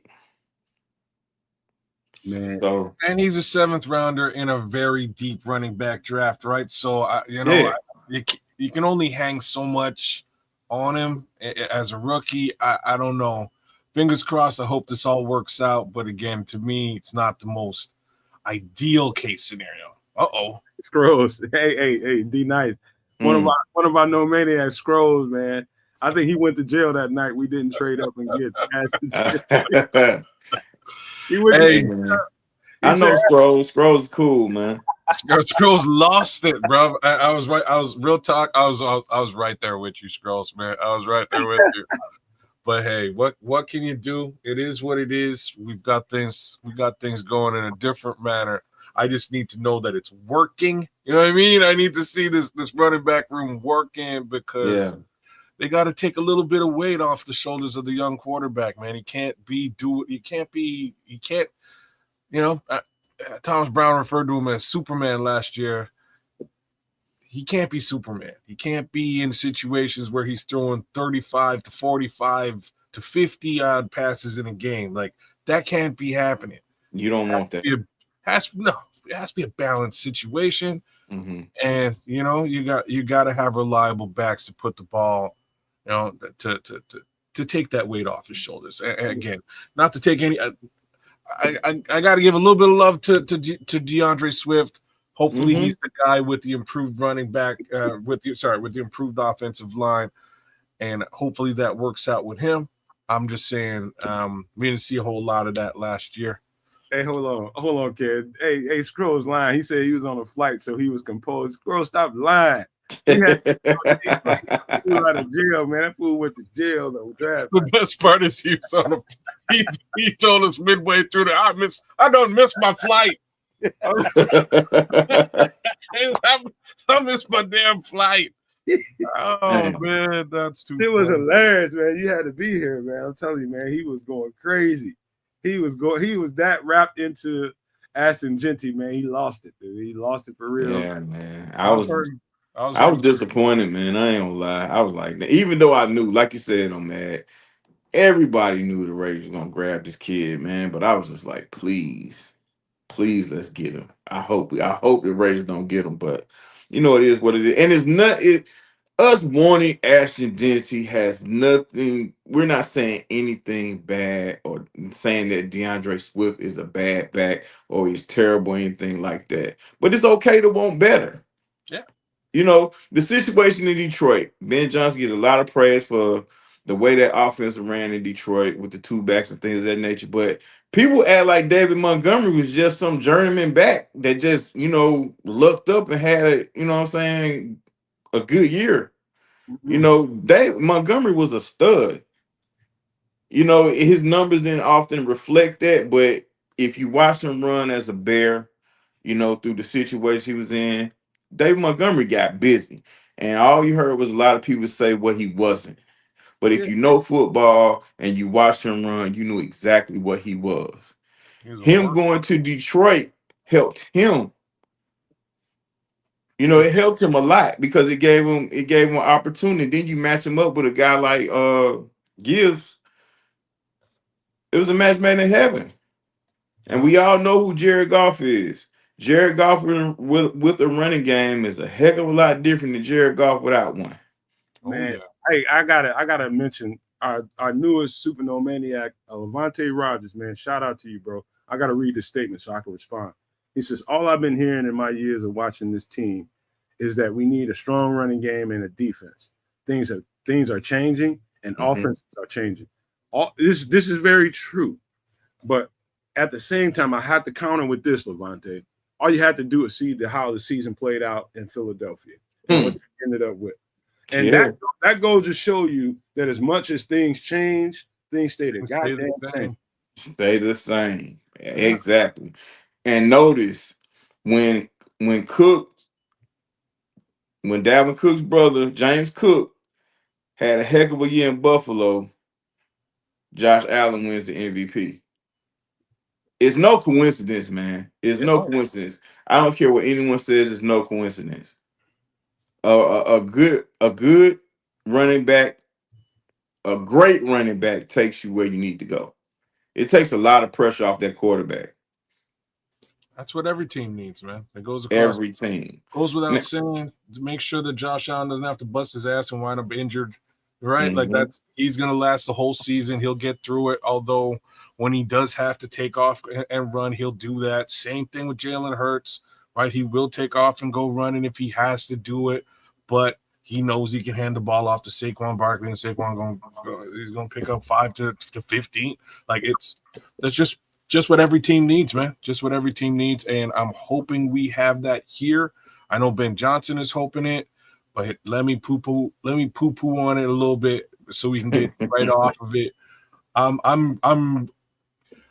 kind of upset that Ryan Poles didn't pull the trigger when the trigger was there to be pulled, and then decided not to pull it a second time with Genty, right? And what I mean by that is the free agency period the year before was crazy. Every running back available of note was available, right? Derrick Henry, Josh Jacobs, Saquon Barkley, the list goes on. There was some humanity to be had. And, he went with Swift, which is a good back, 1,000-yard back, but he's kind of the middle grade back out of all those names I just gave you, right? Oh, yeah, that's true. That's true. And the Bears did offer Swift. I mean, they did offer Saquon. Saquon. They offered him, Yeah. but Philadelphia offered more. He's from Philly. Yeah, that's what I mean. They offered more. And he's a Philadelphia kid, so the Bears would have had to really overpay for that, and that wouldn't have really bode well, coming from fans and stuff like that. People would went crazy for the amount that they would have had to pay Saquon to bring him here. They would have talked about his injury history, what he didn't do for the Giants, and all this other stuff. So, that the Saquon situation, it's if you just want to be picky, you can come up with something. But the Bears did offer him. Just to get on the right foot, man. Listen, let's just say we had acquired that guy. We'd have made that acquisition to get Saquon Barkley. In no way, no how, no shape, no way, shape, or form. I don't care how you look at it. Were we anywhere near situated well enough that guy would have eaten or done the kind of job that he did in Philly in Chicago? No way, no how. No way. We are situated and set up. We didn't have the offensive line that he would have. There would have been. We would have been probably the best. We'd have been pissed off. We'd have been pissed off, is what we would have been, kids. Yes, sir. I'm gonna disagree just slightly, but I will also agree. So the agreement is, Philly's got the best O-line in the game. That being said, do the Chicago Bears make the Super Bowl with after acquiring Saquon Barkley? I'm gonna have to say no. There's still quite a ways to go before anything like that could possibly happen. But in my opinion, that kid kind of eats regardless. He was eating regardless on a terrible team with a terrible line, even in New York. So that's my little 2 cents there. But yeah, but it's a different. It's a difference when you're eating at a 5-star world-class restaurant compared to eating at a buffet. Mm-hmm. Yeah, you see what I'm saying? And them buffets have a lot more, in front of you, dog. You know what I'm saying? You can take advantage of a buffet at them fancy restaurants. You gotta wait. He come here, you're gonna have to wait. Yeah. They had the buffet in Philly, man, and he ate. They spent all that time eating up their trenches in the last. Minister Charles nailed it too, though. He just said sick, and it's true. What did he say? I'll put it on the screen. So he's like, Saquon knew he got injured every time he played in Chicago, which is facts. That's true, yeah. It's facts. So that's all right, Mr. Charles. Why you say some shit like that? But because it's true. It's true. He didn't lie. Twice he got hurt twice right here, and both times put him out for quite some time. Right. So yeah. Maybe that was it. Maybe he got that offer. It was like, you know what? No, I ain't trying to go over there and get. But then again, you wouldn't be getting hit by Chicago Bears defense. So there's one way of looking at it. All right. I don't know. I got to spin the block, man, so we can keep it moving. This is something I wanted to get to, so make sure we got enough time to get to it. But this is noteworthy. We all should be paying attention to it. Every No Maniac, Super No Maniac, everybody in this show. Noteworthy. In the absence of Jalen Johnson, I know you've heard of this, Nashawn Wright has been getting all of the reps in his role. Number one. Number two, in the last 2 days of practice, Tyreek Stevenson has been taking first-team reps, and also Terrell Smith has been taking first-team reps. So they're starting to rotate those guys in on the other side of the ball. The whole time, now I'm going to remind you, I said the whole time Nashawn Wright has taken all of the first-team reps on Jalen's side. But on the other side, Tyreek and Terrell Smith are swapping in and out. That's something we probably need to monitor. Anybody got any feedback on that? Interesting. It's interesting. Nashawn Wright has the build that Dennis Allen loves, that long, rangy corner. But I ain't gonna get too deep into it just yet. I want to see what happens when JJ comes back. But it is interesting. And like you said, it's worth, just keeping in the memory bank. Yeah. I think this, man. potentially, and this is another thing I've been saying for everybody to watch out for. Watch out for a guy or two in that cornerback room to start getting some safety reps. Reps, yeah. You got a pretty full and loaded cornerback room, especially with the addition of Nashawn Wright, who's getting a lot of reps. Mm-hmm. What happens when Jalen Johnson comes back and he's not getting any reps? What happens when somebody kind of solidifies? I think Tyreek is definitely going to solidify himself in that role once the pads come on.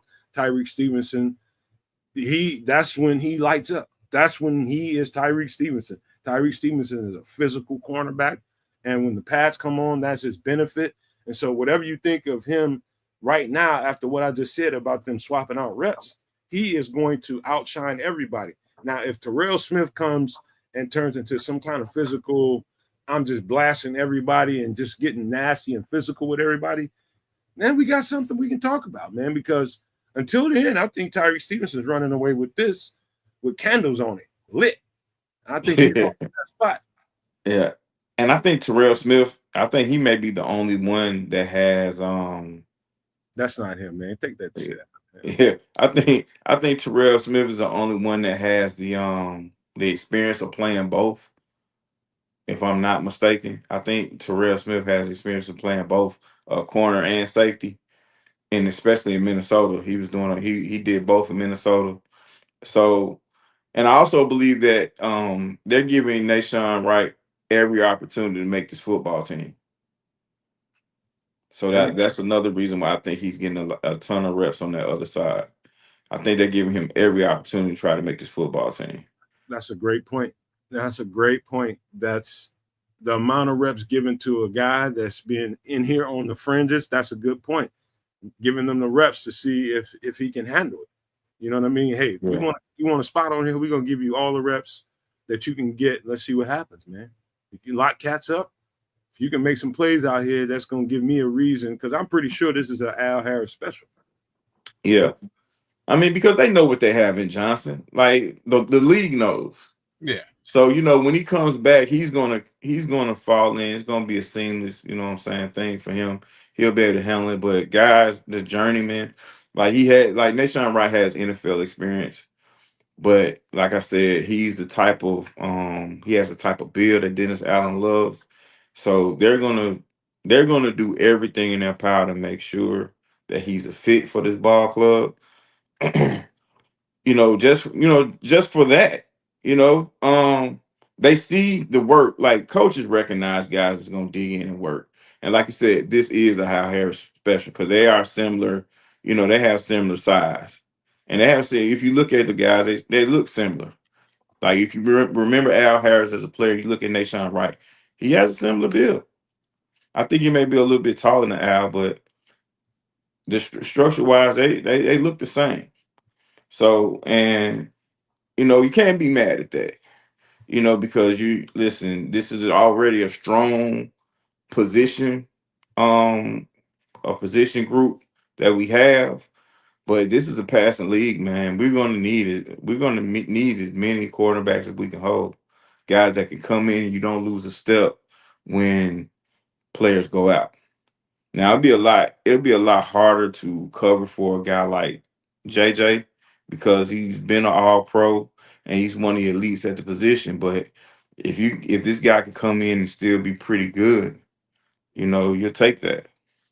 And also, Nashawn has a little bit of a technical advantage because he was there in Dallas with Al Harris, picking up what he was putting down technically, how to adjust some of the things that he was doing fundamentally, so that he can, you can come out of breaks a little bit better with some technical stuff. You can, your trail techniques can get better. Just recognizing coverages. Mm-hmm. Stuff when you have a seasoned guy like Al Harris ain't been that far removed from playing football. Like that guy knows what's going on the field. And so what he can put down for players that pick up those breadcrumbs, Nashawn Wright has about 3 years of an advantage on everybody else.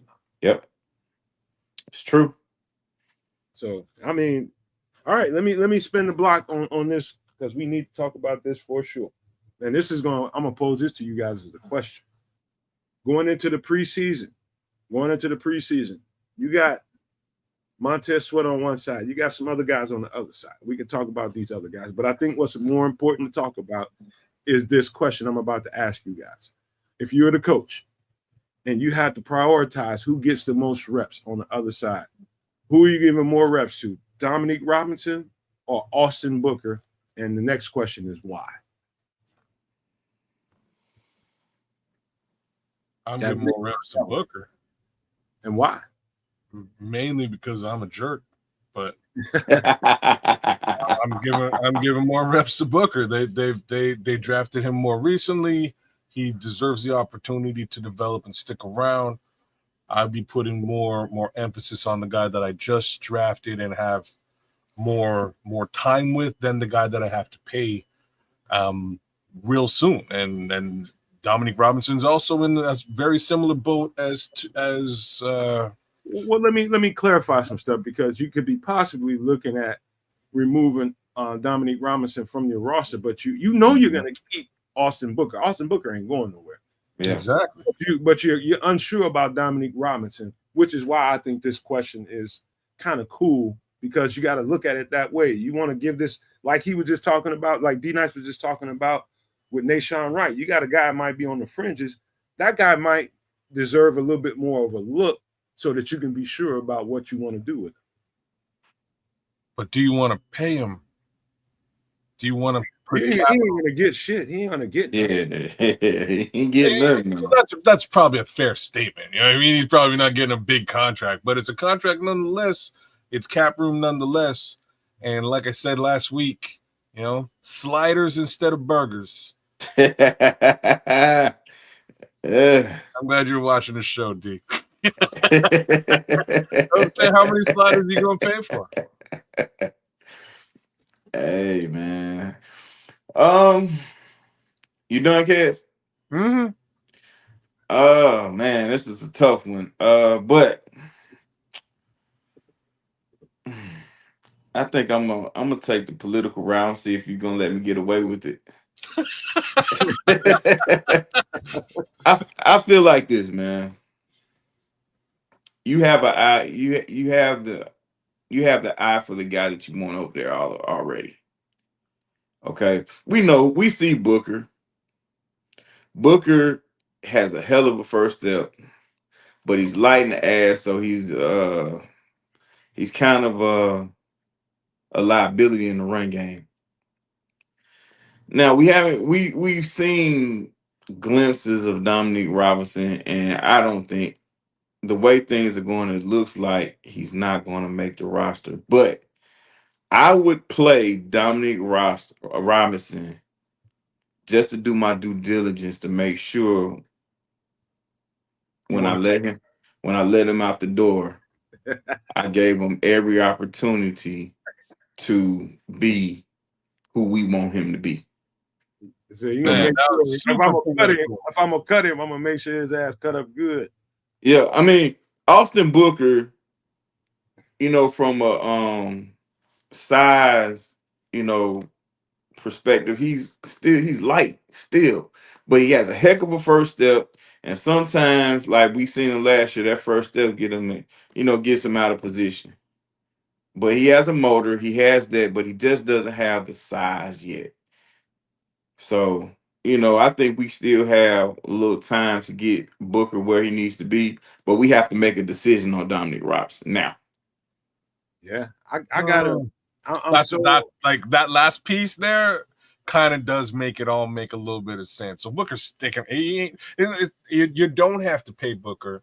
Right. He's sticking around regardless. Yeah. His issue is exactly what you mentioned. He's got to put on a little bit of size. It's the same problem my son's got. And that's the real reason why I'm like Booker.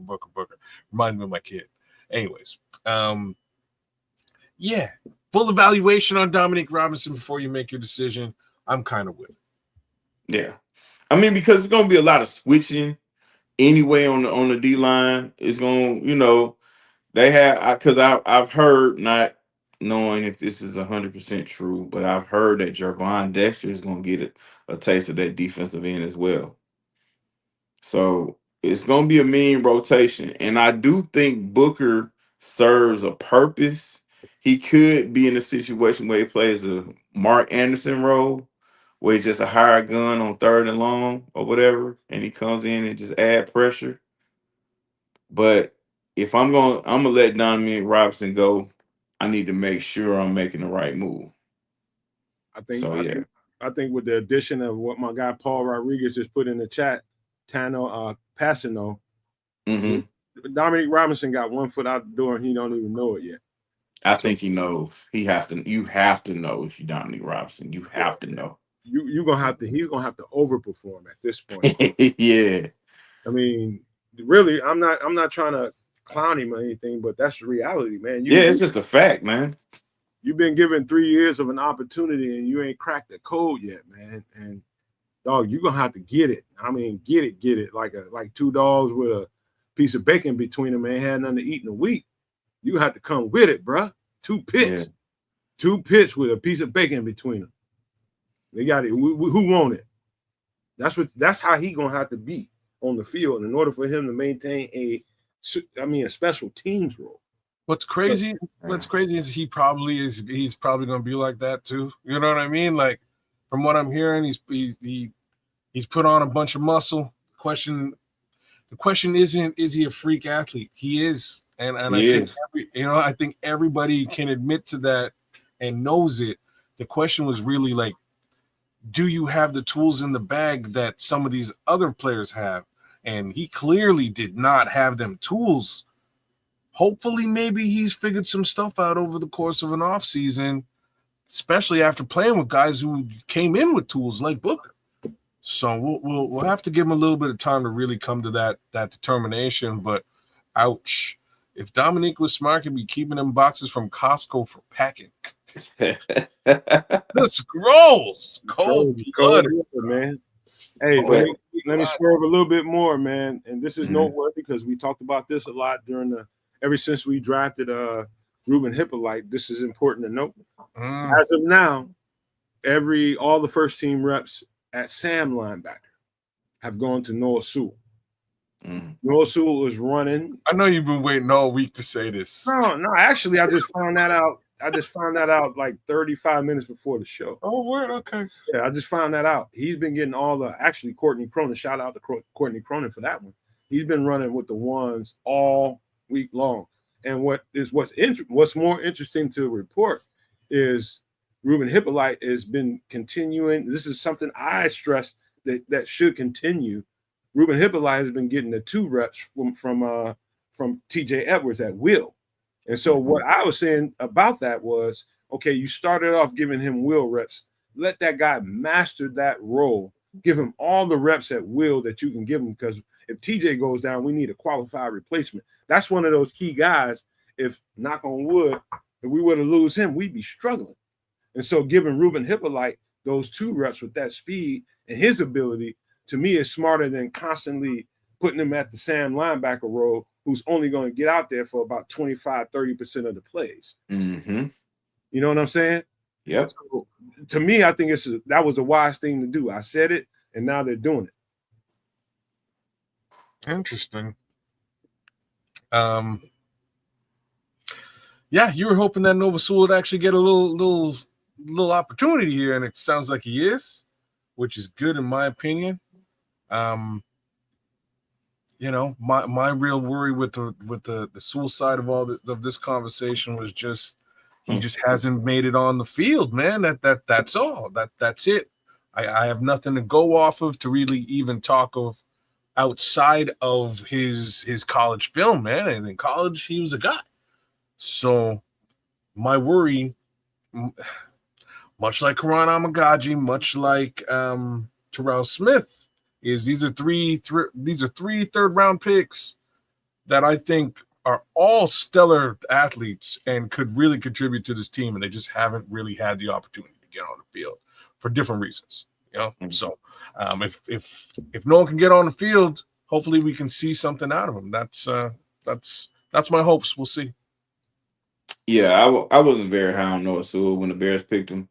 He was pretty good at Oregon, but the way Oregon plays football, it's very few moments that you can really brag about that defense. Okay, but I thought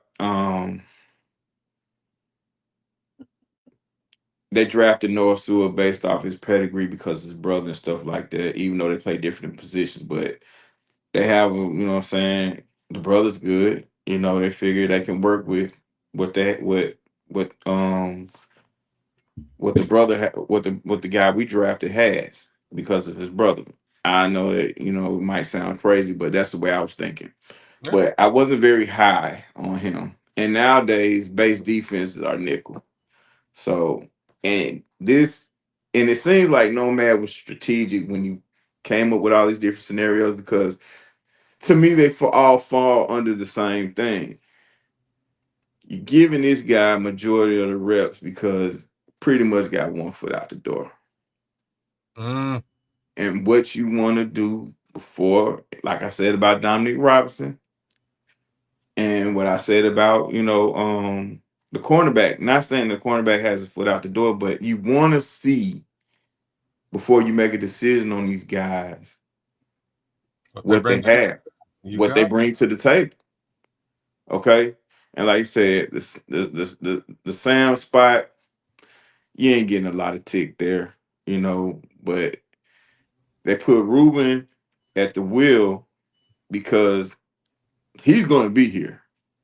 And he's going to have, you know what I'm saying, he has the explosiveness and he has the hunger.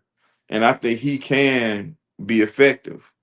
But Sewell, because of injuries or just not having the ability or having what's needed to get on the field, hasn't been someone that we can get a good eye on. So I think they're taking their opportunity right now to do that, because I think he's just one of those guys that's, you know, one foot out the door. I'm one of those people, man, that like studying. Like when I first got and started doing podcasts, Noah Sewell was one of the guys I studied heavily. You know, at that time when I was at the bar room and I had to study all these guys because Aldo was asking us to do that. You know what I mean? And that was the first time I'd done it on my own all the time, and I didn't realize I was doing it, but it was official. Like he asked us to go out and study these guys and, you know, try to come up with some stuff for him.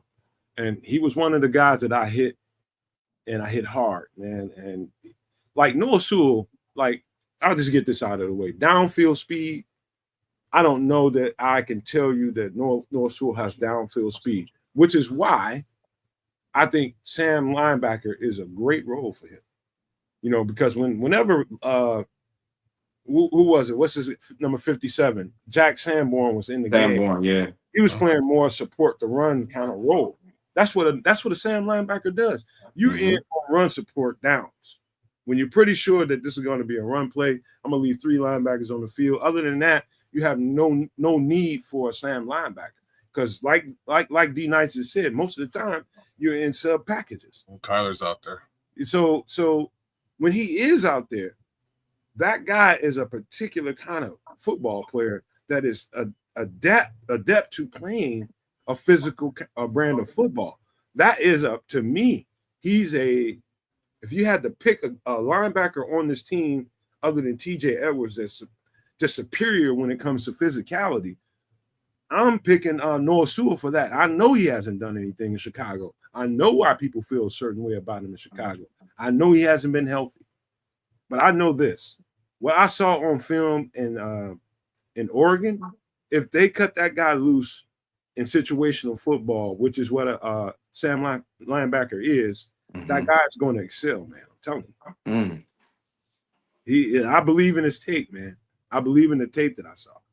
Yeah, and so yeah. You ever been to Hawaii? No, Nomad?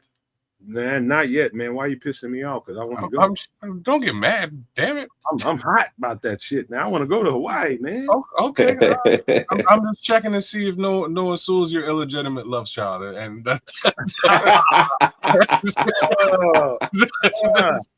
that's straight from the mind of the Stones. Atlanta, man. It could be, man. That's straight from the mind of the Stones, bro. I just had to throw it at you. So all right. So no, he's never been to Hawaii. So odds are, yeah. So look, Richard Long. What I'm saying is, I'm not trying to layer it on thick for North Sioux. What I'm telling you is what a Sam linebacker is in a role of this kind of defense. You won't see him as much, nowhere near as much as you're going to see TJ and Tremaine. You're going to see that guy in spots. Like you saw Jack Sanborn. Jack Sanborn was out there when he was playing certain teams. He was out there a lot when he was playing certain teams. Like Detroit. When we play in Detroit, a physical running team, you had to have a lot of Jack Sanborn out there. Am I right? True. So when you have games like that, you want a more physical guy out there that's going to help you in run support. And so I think, I'm not saying that Ruben Hippolyte can't do it. I'm telling you, I know Noah Sewell can do it, and I think he's an asset on this team. For physicality reasons, I think this guy's an asset on this team. And you know what? A change of scheme is good for a lot of the players that's been here during that past regime. Because with Eberflus, it was more about coverage, sitting back and waiting on the defense. I'm waiting on the offense to try to find a place and hit a spot. But this defense here is about being physical and attacking, the football.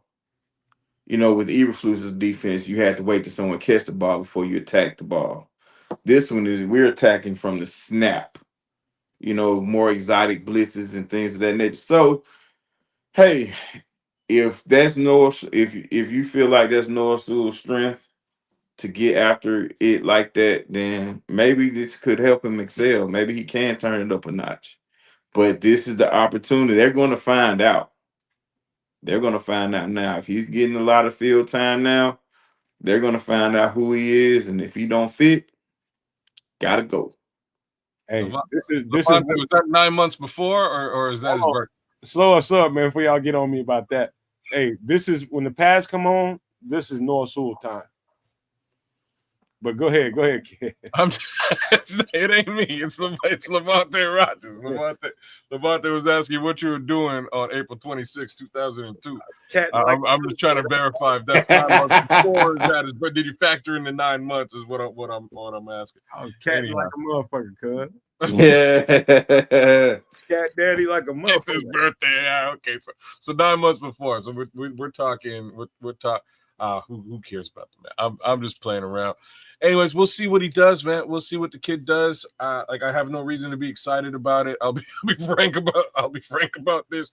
I wish we had the opportunity to see him on the field. The only reason that I care slightly is just because, again, he's a third rounder, and I believe those first seconds and thirds should be players. Like, those guys should be on the field for you in some capacity. They shouldn't be guys that you're cutting and letting go in years to come. So, I have my fingers crossed. I'm pulling for Noah, but we'll see. I got a question for you guys real quick. You ever pulled up somewhere, you met abroad, and you pulled up in the car, and you just had to find a place to park, and pop, pop, pop, pop. Had to knock it down. You ever done that? You just had to find a place dark. You had to get it on off.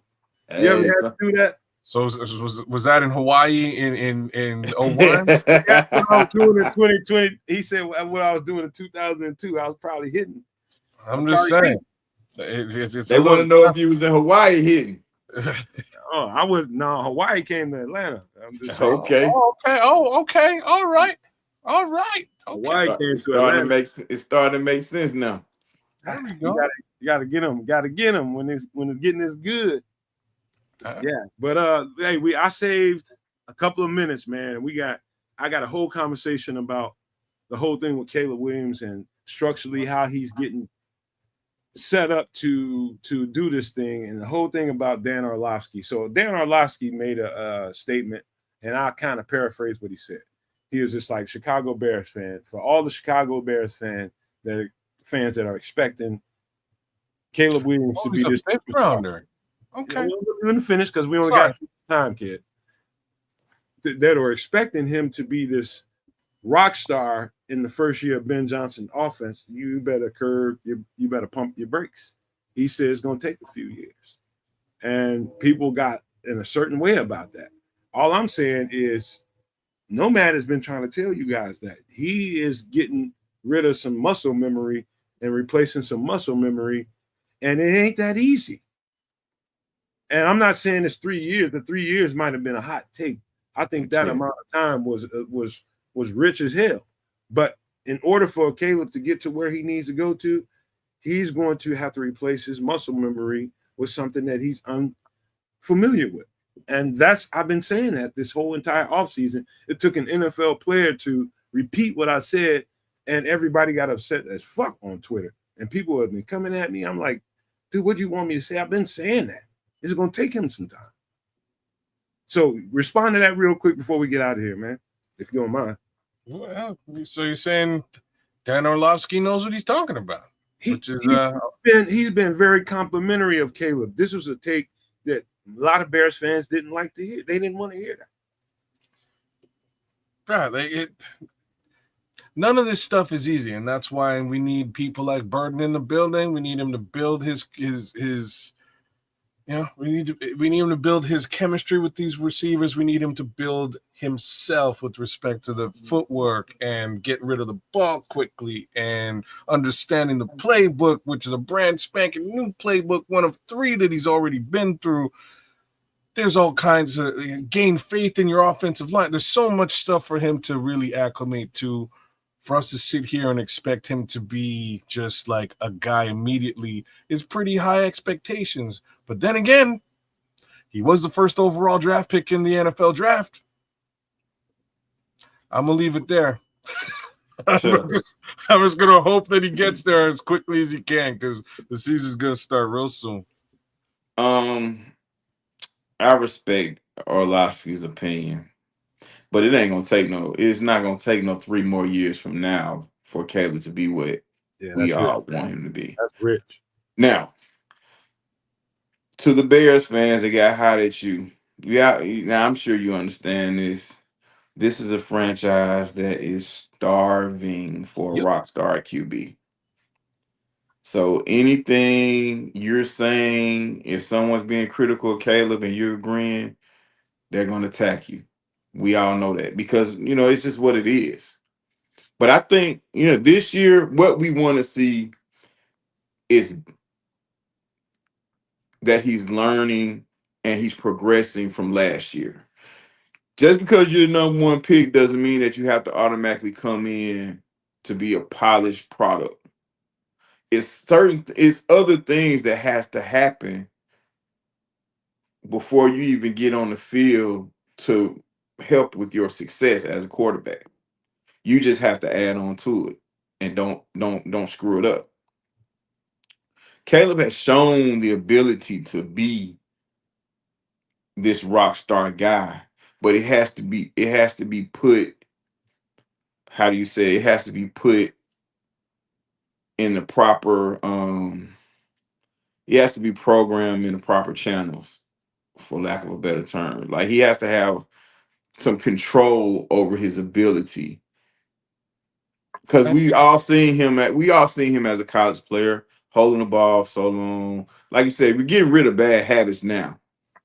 But through getting rid of the bad habits, we want to see improvement from last year. We want to see that he understands what he's doing as he becomes a professional quarterback. We want to see growth. So that's all I'm asking for. But I believe by year 3 for Caleb Williams, he'll be what the Bears fans want him to be. I'll tell you what, man. And this is totally up to you guys. I'm talking about Kedge, you, and D Nice. We do a little bit of overtime if y'all want to. Do a little bit of overtime. When I say a little bit, we can get 30, 40 minutes in. If y'all want, it's up to y'all. If y'all feel like doing it, because I don't think me rushing y'all to this Caleb conversation is the best thing to do. But I'll let y'all call it. If y'all want to get out of here, we can get out of here. We'll do the organic thing tonight. It's only 11 o'clock on the East Coast, so I got another little bit to share, to spend a little bit of extra time. The facts is, just going over top of what you were saying there, D. We have the coach for this though. That's where my faith is right now, and it's going to be a little bit of an assessment and a full evaluation. Here's what his shortcomings are. Here's what he needs to learn. The cool thing is that I believe this is a guy who can scheme around that, leverage it, and utilize it to the best of its abilities. And why I say these things is because that's what he did with Jared Goff, right? He kind of took an ailing quarterback and said, okay, well, here's how I can utilize you best. Not going to put the ball in your hands 50 times a game. Let me get you a running back, get the run game going, and make sure that I'm scheming open a slot receiver on every possible interval. And if he's open, you know where to go. Get the slot guy, right? Get the tight end. I'm going to scheme him open on the other side and bunch him together. Like, there's so many things that Ben Johnson can do. Mind you, there are things that Caleb Williams has to do in order for all of that stuff to work, right? Like, this can be a yak show. And that's what I'm hoping it is, right? This can be a yak situation where all of those guys eat. But in order for it to be a yak show, he's got to be Tom Brady, right? He's got to sit that ball into somebody's hands real quick and let that guy, that superstar, that athlete do the damn job. If you're holding the ball all day long waiting for a man to get open in the NFL, good luck. Yeah. Well, let me put this in the perspective that I think it needs to be put in, and not for reasons other than this. Caleb Williams is not that Dan Orlovsky is all the way off. He's got some good perspective to it. He's a quarterback, playing in the league. He knows what he's talking about.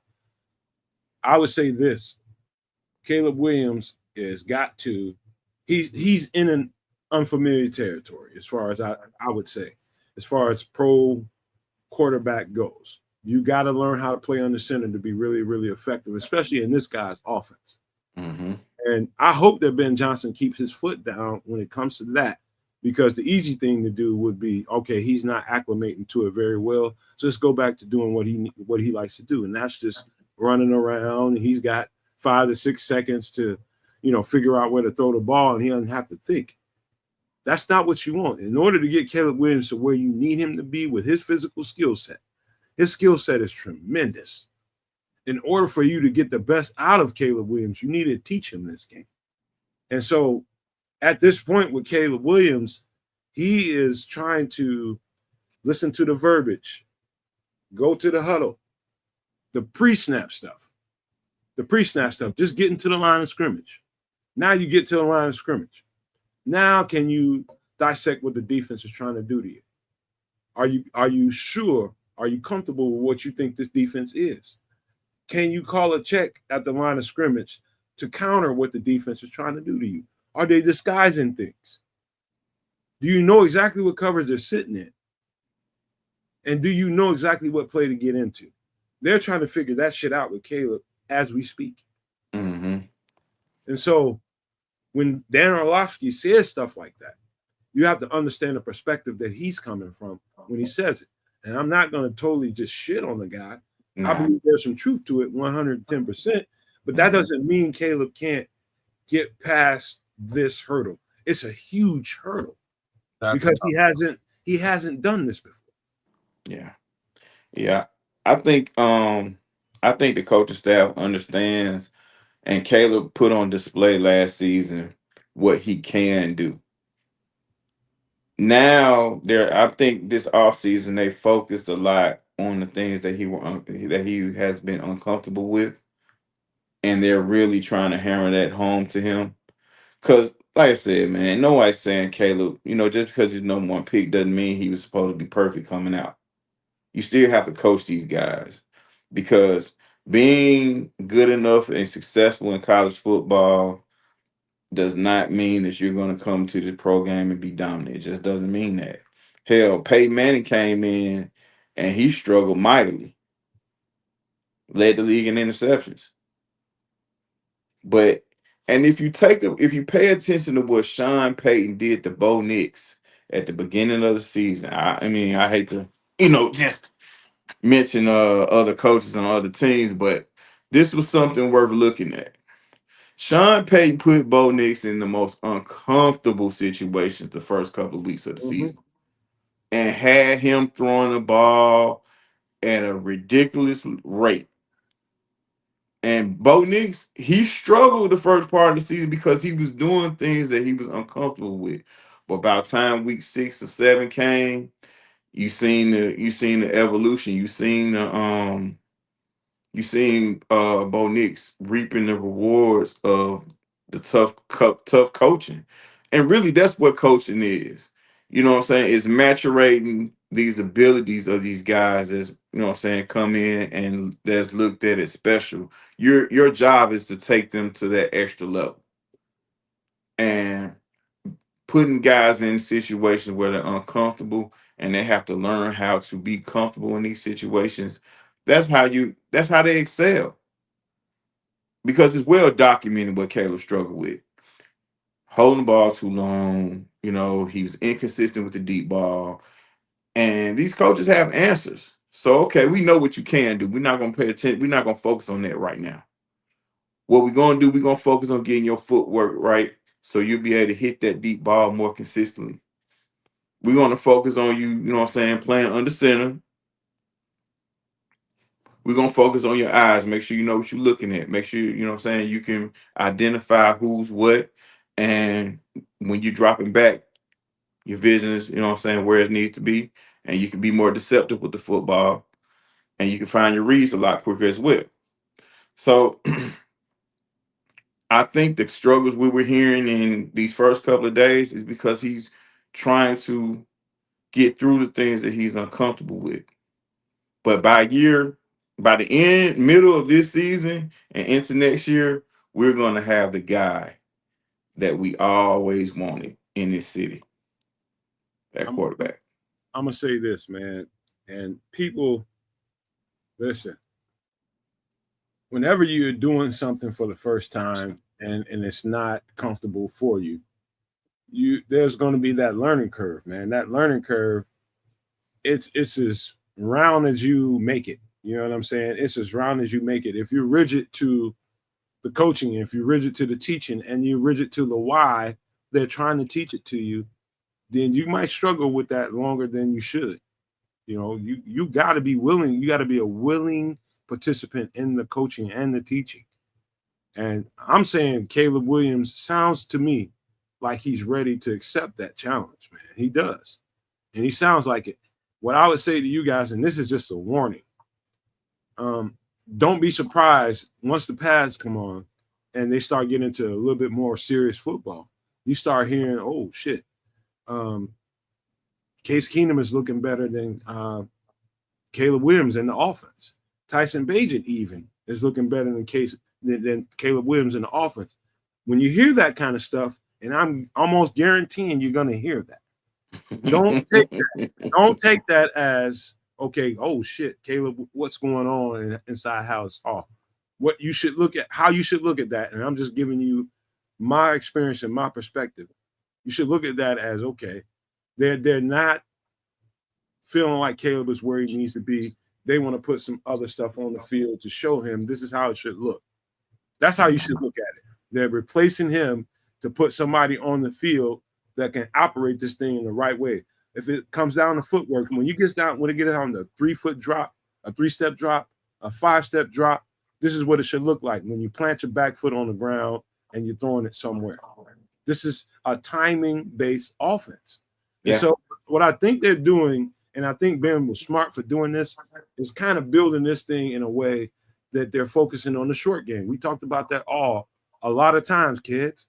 Focus on the short game for now and then build it out from there. Mm-hmm. That's why I think Caleb Williams is, and that's why I think Ben Johnson and the Bears think Caleb Williams is. He needs to be a short game robot. That's why I said Tom Brady. And Tom Brady's, I don't say Tom Brady like because he's like my favorite quarterback in the world. He's not. I hate Tom Brady. I'm just to let the world know. But to give the GOAT his due, he does certain things that need to be done. And that is he'll check the ball down, he'll dink and dunk for 100 yards. You know what I mean? Get that 7. He will do that. The game for Tom Brady was never really like I'm bombing it out, except for that one season with Randy Moss. This is like somebody else said it this week that this offense is going to likely be like the Belichick offense, I heard that this week, and I'm not sure if it was Ben Johnson who said it or somebody was speculated it to Ben Johnson, but I heard it this week from a media perspective, and I expect almost exactly that.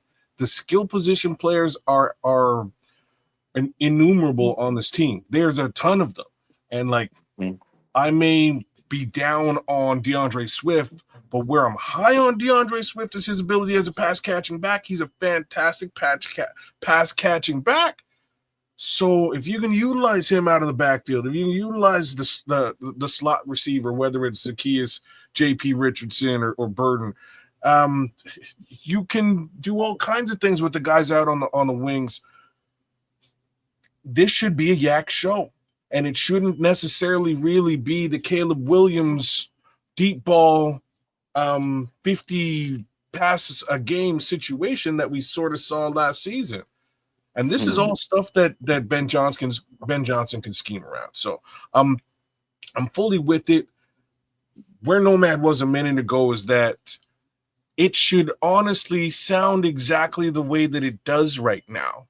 This is growing pains early into a brand new tenure of a new head coach / new offensive coordinator / new staff, second year rookie. Right, like it should be growing pains. It should be a little bit of uncertainty and mistakes should happen. I'm glad he's yanking folks off the field. It all makes sense to me, but this is how you learn. Yeah. And Caleb has had the luxury of having, you know what I'm saying, pretty good athletic ability to escape the pocket versus those other two guys, Bajan and Keenum. They've had to learn to play the quarterback the traditional way. Yeah. So there are some things that they right now that they do better than He may be ahead of him. You're right. Yeah. And it doesn't mean that they're better quarterbacks than Caleb. But very few people have it all. Okay. Like I said, if you have the athletic ability, there are certain things that you don't have to worry about doing at these lower levels of football. Unfortunately, those habits, you're going to bring those to the NFL where, those margins are going to kind of shrink with you being able to get away with certain things. So he has to learn how to mix up his athletic ability with the traditional style of quarterback play. This is it. So Levante, you nailed it though, D. Like he should be rolling out while that slot is crossing. You know what I mean? Like that should rolling out, ain't looking for that slot. He was now wide open. Boom, you nail him for 15 yards. He gets some additional yak. Like that's how this should work. Well, not only that, it's even his on his 3 and 5 step drops. Those drops have to match with, the routes that, the receiver that's going deep, you got to match them. Those steps got to match. Yeah. So when that ball comes out, you know what I mean? Because we don't listen, when he throws that ball deep, it looks good. It just doesn't land where it's supposed to land all the time. You know what I mean? That means it's some timing off, and bad footwork will affect your timing. So, you know what, guys? Football sounds so complicated when you describe it in the terms of we're breaking it down. Like Caleb is at the point where he's still struggling to get to the line of scrimmage with about 12 to 15 seconds left on the clock, giving him time to be able to decode the defense, right? Decode what he sees in front of him so that he makes the proper checks, the proper pass pro slides. You have to slide and make sure that you're protected on this route or on this play if it's a pass play. Just simple stuff like that. He's trying to get to the line of scrimmage and decode what's going on in front of him at the right time. Right now, he's late. So the game is fast for him right now. Yeah. It's extremely fast for him right now. And at this point, Ben Johnson has said it at the podium. We're just waiting for that point where things slow down for Caleb. That's why they're piling on Caleb right now. They're just piling on information on him so that once he gets to a point where he's used to that, he's used to a lot of information dissemination, I probably said a whole lot right there that didn't make a lot of sense. But when he can disseminate the information in front of him, that means coverages, knowing what they're trying to do to you, and knowing what he has in the bag already. They already called 2 plays in the huddle, bro. They called 2 plays in the huddle, whether it was 2 pass plays or 2 run plays, whether it was a run play and a pass play, whichever one, they're calling 2 plays in the huddle. Typically, that's a West Coast offense. Yeah. And what he needs to get to when he gets to the line of scrimmage, he needs to decode what's going on in front of him and be comfortable with that decision and run that play. Know where your layups are. Period. Yeah. So that's the hard part. It sounds hard, but it ain't. It ain't. What makes it hard is that he's created these bad habits, in college and high school of always looking for the big play. If he can, by the middle of the season, he'll be able to, mix it up a little bit because listen, whatever you put on tape is what teams are going to look at when they're scouting you and trying to figure out how to stop you. The beauty in that for a guy like Caleb, if he shows that he's willing to hit those layups, hit those dinks and dunks down the field, it makes the defense honest, number one. And with that honesty of the defense, it will allow the rush to slow up. He'll be more comfortable in his drop, and he'll be able to hit that deep ball. Kind of like what Sean Payton did for Drew Brees. This ain't a straight line path, man. I'm just telling you guys, I said that in the short. This ain't a straight line path for Caleb Williams. This ain't no, I'm going to throw him in the microwave and he's going to come out ready to eat. Nope. Mm-hmm. It ain't going to work like that, man. He's going to have to go through his goddamn trial and tribulation to be a viable NFL quarterback. Every quarterback has to go through that. He's got to understand some things so that the game is regular for him. Once you understand a few things about football, especially on this level, as a quarterback, it's going to be times in the game where he has to tune Ben Johnson out and say, I got enough information. I can go to this line of scrimmage and I can see where they're lacking at and I can attack it. I got this shit built in right now. If I want to use DJ in this game, I'm going to focus on DJ. DJ knows what I'm thinking. There is no continuity whatsoever with the receivers. None. He has no continuity with them, and he has to get that. And to get that, you have to play football. You have to play enough games, and you have to know. Like, I know I can count on him in this moment. I know I can count on this guy in that moment. This is a 3rd and 7. I need somebody that got a high catch radius. Mm-hmm. I'm going to go to Rome. And I don't care what the coverage looks like. I know he sees what I'm seeing. Continuity. That's continuity, bro. Yeah. And that's why I think Rome is going to have such a big year because, as you've seen, the end of last year, him and Rome were rolling. And even, that Colts game, he found Rome every chance he got. But I think Rome is going to have a big, huge year. Hopefully he stays healthy. But the only reason why this thing will take longer than it should is if Caleb refuses to buy in to what's going on. Yeah. That's the only thing. That's the only thing that's going to delay this process. If guys don't buy in.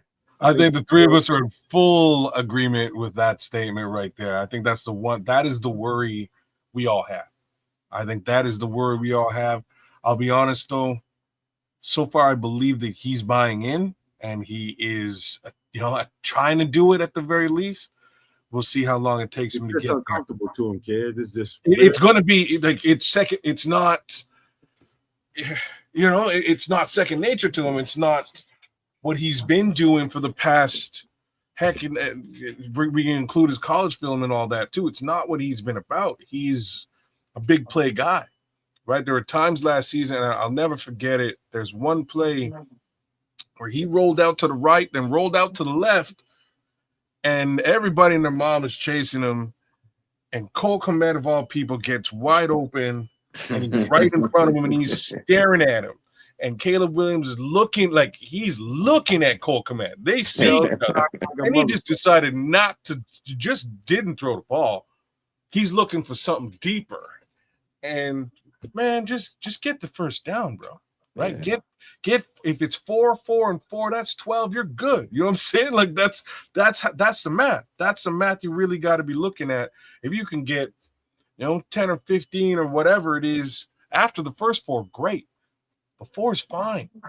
4 is okay. I don't want to keep you guys too much longer, man. And we need to get up out of here because we just did a little bit of overtime, and we need to save something for the next show. I do believe that Caleb Williams is in the baby food stages of learning what it is to be an NFL quarterback and learning what it is to be a pro style quarterback under center. This is unfamiliar territory to him, and I think that's the 2 words that I think people should grasp and understand. It's unfamiliar territory, and if you've ever been in a place where you've never done something and you're being tasked to do it for the first time, how did you react? And so that's what we are with Caleb Williams. He's got to. You screw it up, man. You screw it up a bunch of times and you get pulled off the field, and that's fine. This is what I'm saying. He might have to get pulled off the field this year. He might have to, but don't think that's the end of the fucking road. It might be time for him to stand there and learn from somebody who knows how to operate in that system. It's not. He'll figure it out. It'll eventually click. It's just a matter of repetition and practice and going through those growing pains and failing. Like when you fail, you're gonna be like failure's the best, and it's just something I have to say, because you take that failing and you go back to the well and you go, how did I screw this up? What did I do wrong? And at some point, the light bulb shines. You know what I mean? And you're like, okay, so that's what I didn't do. Next time I'm applying that, and you apply it correctly and you learn from your mistakes. Mm-hmm. That's it. Yeah, that's where we are. Yeah, right. I mean, in a perfect world, he comes out and wins the MVP like Lamar Jackson did his second year.